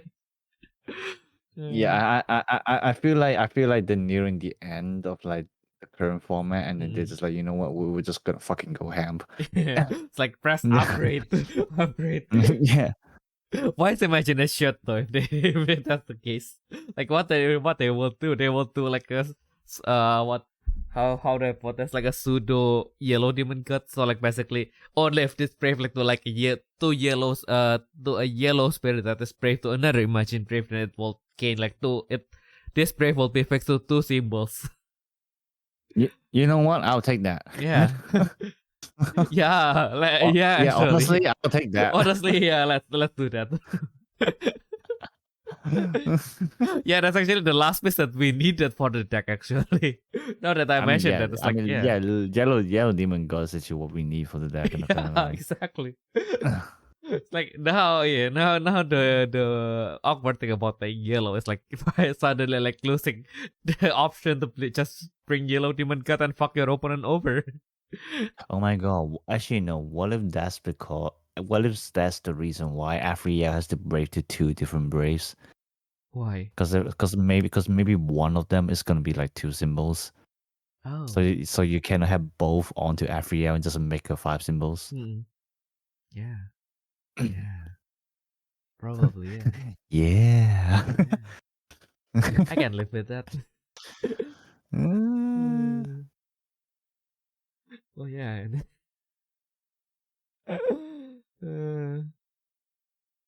Wait, Kono Hakai Koka? Okay, so then I was like, at first I was like, what the like the acid shot. I thought acid shot pierces as well. I think I already read this the other day, but I already forgot. But the only one that pierces is actually the one that where they destroy the 4 core or more spiritual ultimate. So basically, basically from our conversation from earlier, if you bring out Ares, all opposing spiritual ultimate will at least be like +3 level cost, right?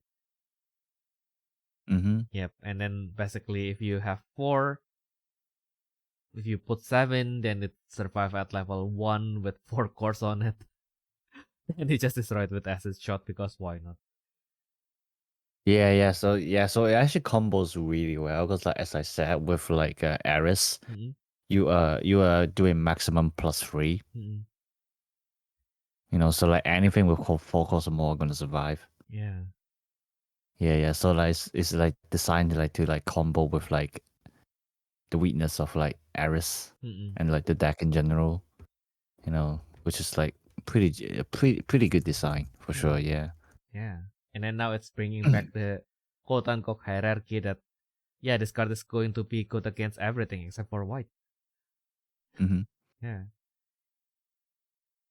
Which is kind of nice. I mean, like, it's a nice touch because, like, you just, in the end, you just accept that it is the natural enemy for the deck and it's not going to, go past it, but it's fine. We'll figure it out some other way. It doesn't have to be like, you just play around. You need to play around it, and the game doesn't really fit the way to get through it on it.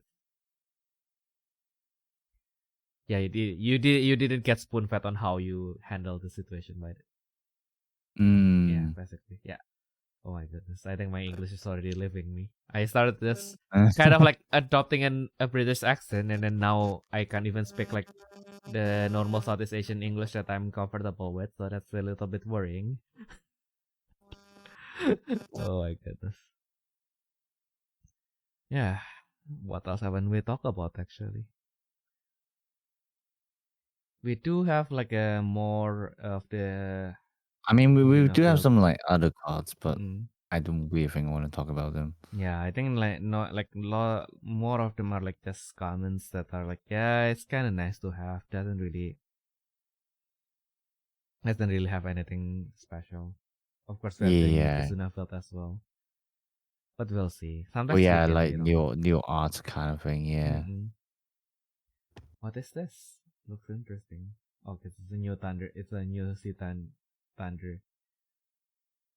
Yeah, Yep, which is yep. like destroy spirit with two symbols or more. Yeah, kind of okay. It's fine. It's fine. It's Yeah, it's fine. fine. It's We fine. gotta draw. Exactly. Well, one more do one from red. Exactly. That's why we're going to just wait patiently until we have more cards abound. I think we still have like for how many extras do we have left now? We already have like Let me double check because I am actually editing the wiki right now as we're speaking. Yep. Yeah, because what I have in my file right now, we have 3. So April, we have So we still don't know the 2 red X-rays yet. We don't know the green one. Yep. We don't know the blue one. There's still gonna be one all color brave X-ray. Yep. Most likely it can be an SS. We don't know. And then we got 2 of the what do you call that, anniversary X-ray. I can't remember what's the exact term. Alternative X-ray. Oh yeah, there we go. Yeah, which is like the Darkness Griffin, which is a red spirit, and then Dark Emperor's Secret, which is a purple spirit. Oh, okay. Yeah, so like Darkness Griffin is most likely for Lu, and then Secret is obviously gonna be for Nyx. Yeah, Yep. That checks out. yeah. Finally, say the evil dragon emperor Secret is in purple, where it belongs, because it's evil. Yeah. And I just realized we actually don't get a set this month. Is for next month. Yeah, that's why we can actually take a break, like financially. I mean, I don't care. I don't care about the set anyway. So yeah. Well, I mean, I care about the Imaginate card, so. well, you do you then. I'm Yeah. saving my money for more Wise Swords. Yeah, I think like I already talked with Mamiya. Maybe we'll be able. We'll probably, if it's feasible, maybe just get the case of the Rebirth of Legend. We kind of want everything anyway. Like, kind of wants Yeah. I mean, like he has the Izanagi Izanami. I want the Ice Princess and the Parvati. I want the Ice Princess as well. So yeah, we'll see. Yeah. We'll see. I mean, We'll like, see. yeah, I have to cut back on going to the grill, like the mixed grill plate there. Then maybe just keep the tomahawk steak. The tomahawk steak can wait. The case is more important. Yeah. Exactly. I mean even for me, it's like I'm just like spending really more like hanging out with friends than trying to eat by myself. Yeah. But even when I say hanging out with friends, it's more like £10 every time. It's not that much. Like max 20. I'll give it max 20. You know, yeah. Which is like honestly not a lot. Like I can afford it. Yeah. Yeah. Which is fair. I think like it's also a problem of German. Like I mean, I guess also a difference in like in Germany. I guess like you will spend like at least 15 to 20 every time you hang out. So I guess that's kind of just the market price is different. Oh well. But that's all about our adventures for Battle Spirit Saga. Hopefully not going to be the last. I still need to see whether it's viable for me to go to Bologna as well. I need to plan that one out. If I can't, then yeah, probably have to skip it. But yeah, hopefully if you guys haven't heard about it, we do still have like a big like Battle Spirit Saga Summoner's Legacy event in Bologna next month. So do check it out if you guys want to travel to Italy, especially. Otherwise, try to check out if there's a Summoner's Legacy 4 stores near you. Like, yeah, there's a German one as well. Like this weekend, I can't visit because it's Easter. So like, and by the time you listen to this, it's probably going to be over. So do check out. Maybe there's still one around you. So have fun, guys. And I guess that has been everything. So yeah, if you have any questions, comments, or requests, to always feel free to send it to us to our email at therefreshsteppodcast@gmail.com. Or if you're listening to this on YouTube, of course, do feel free to comment below. So yeah, I guess that has been everything that we can share for this week. We hope that you guys have a nice week going forward. And we'll see you all in the next day. Bye bye. Bye.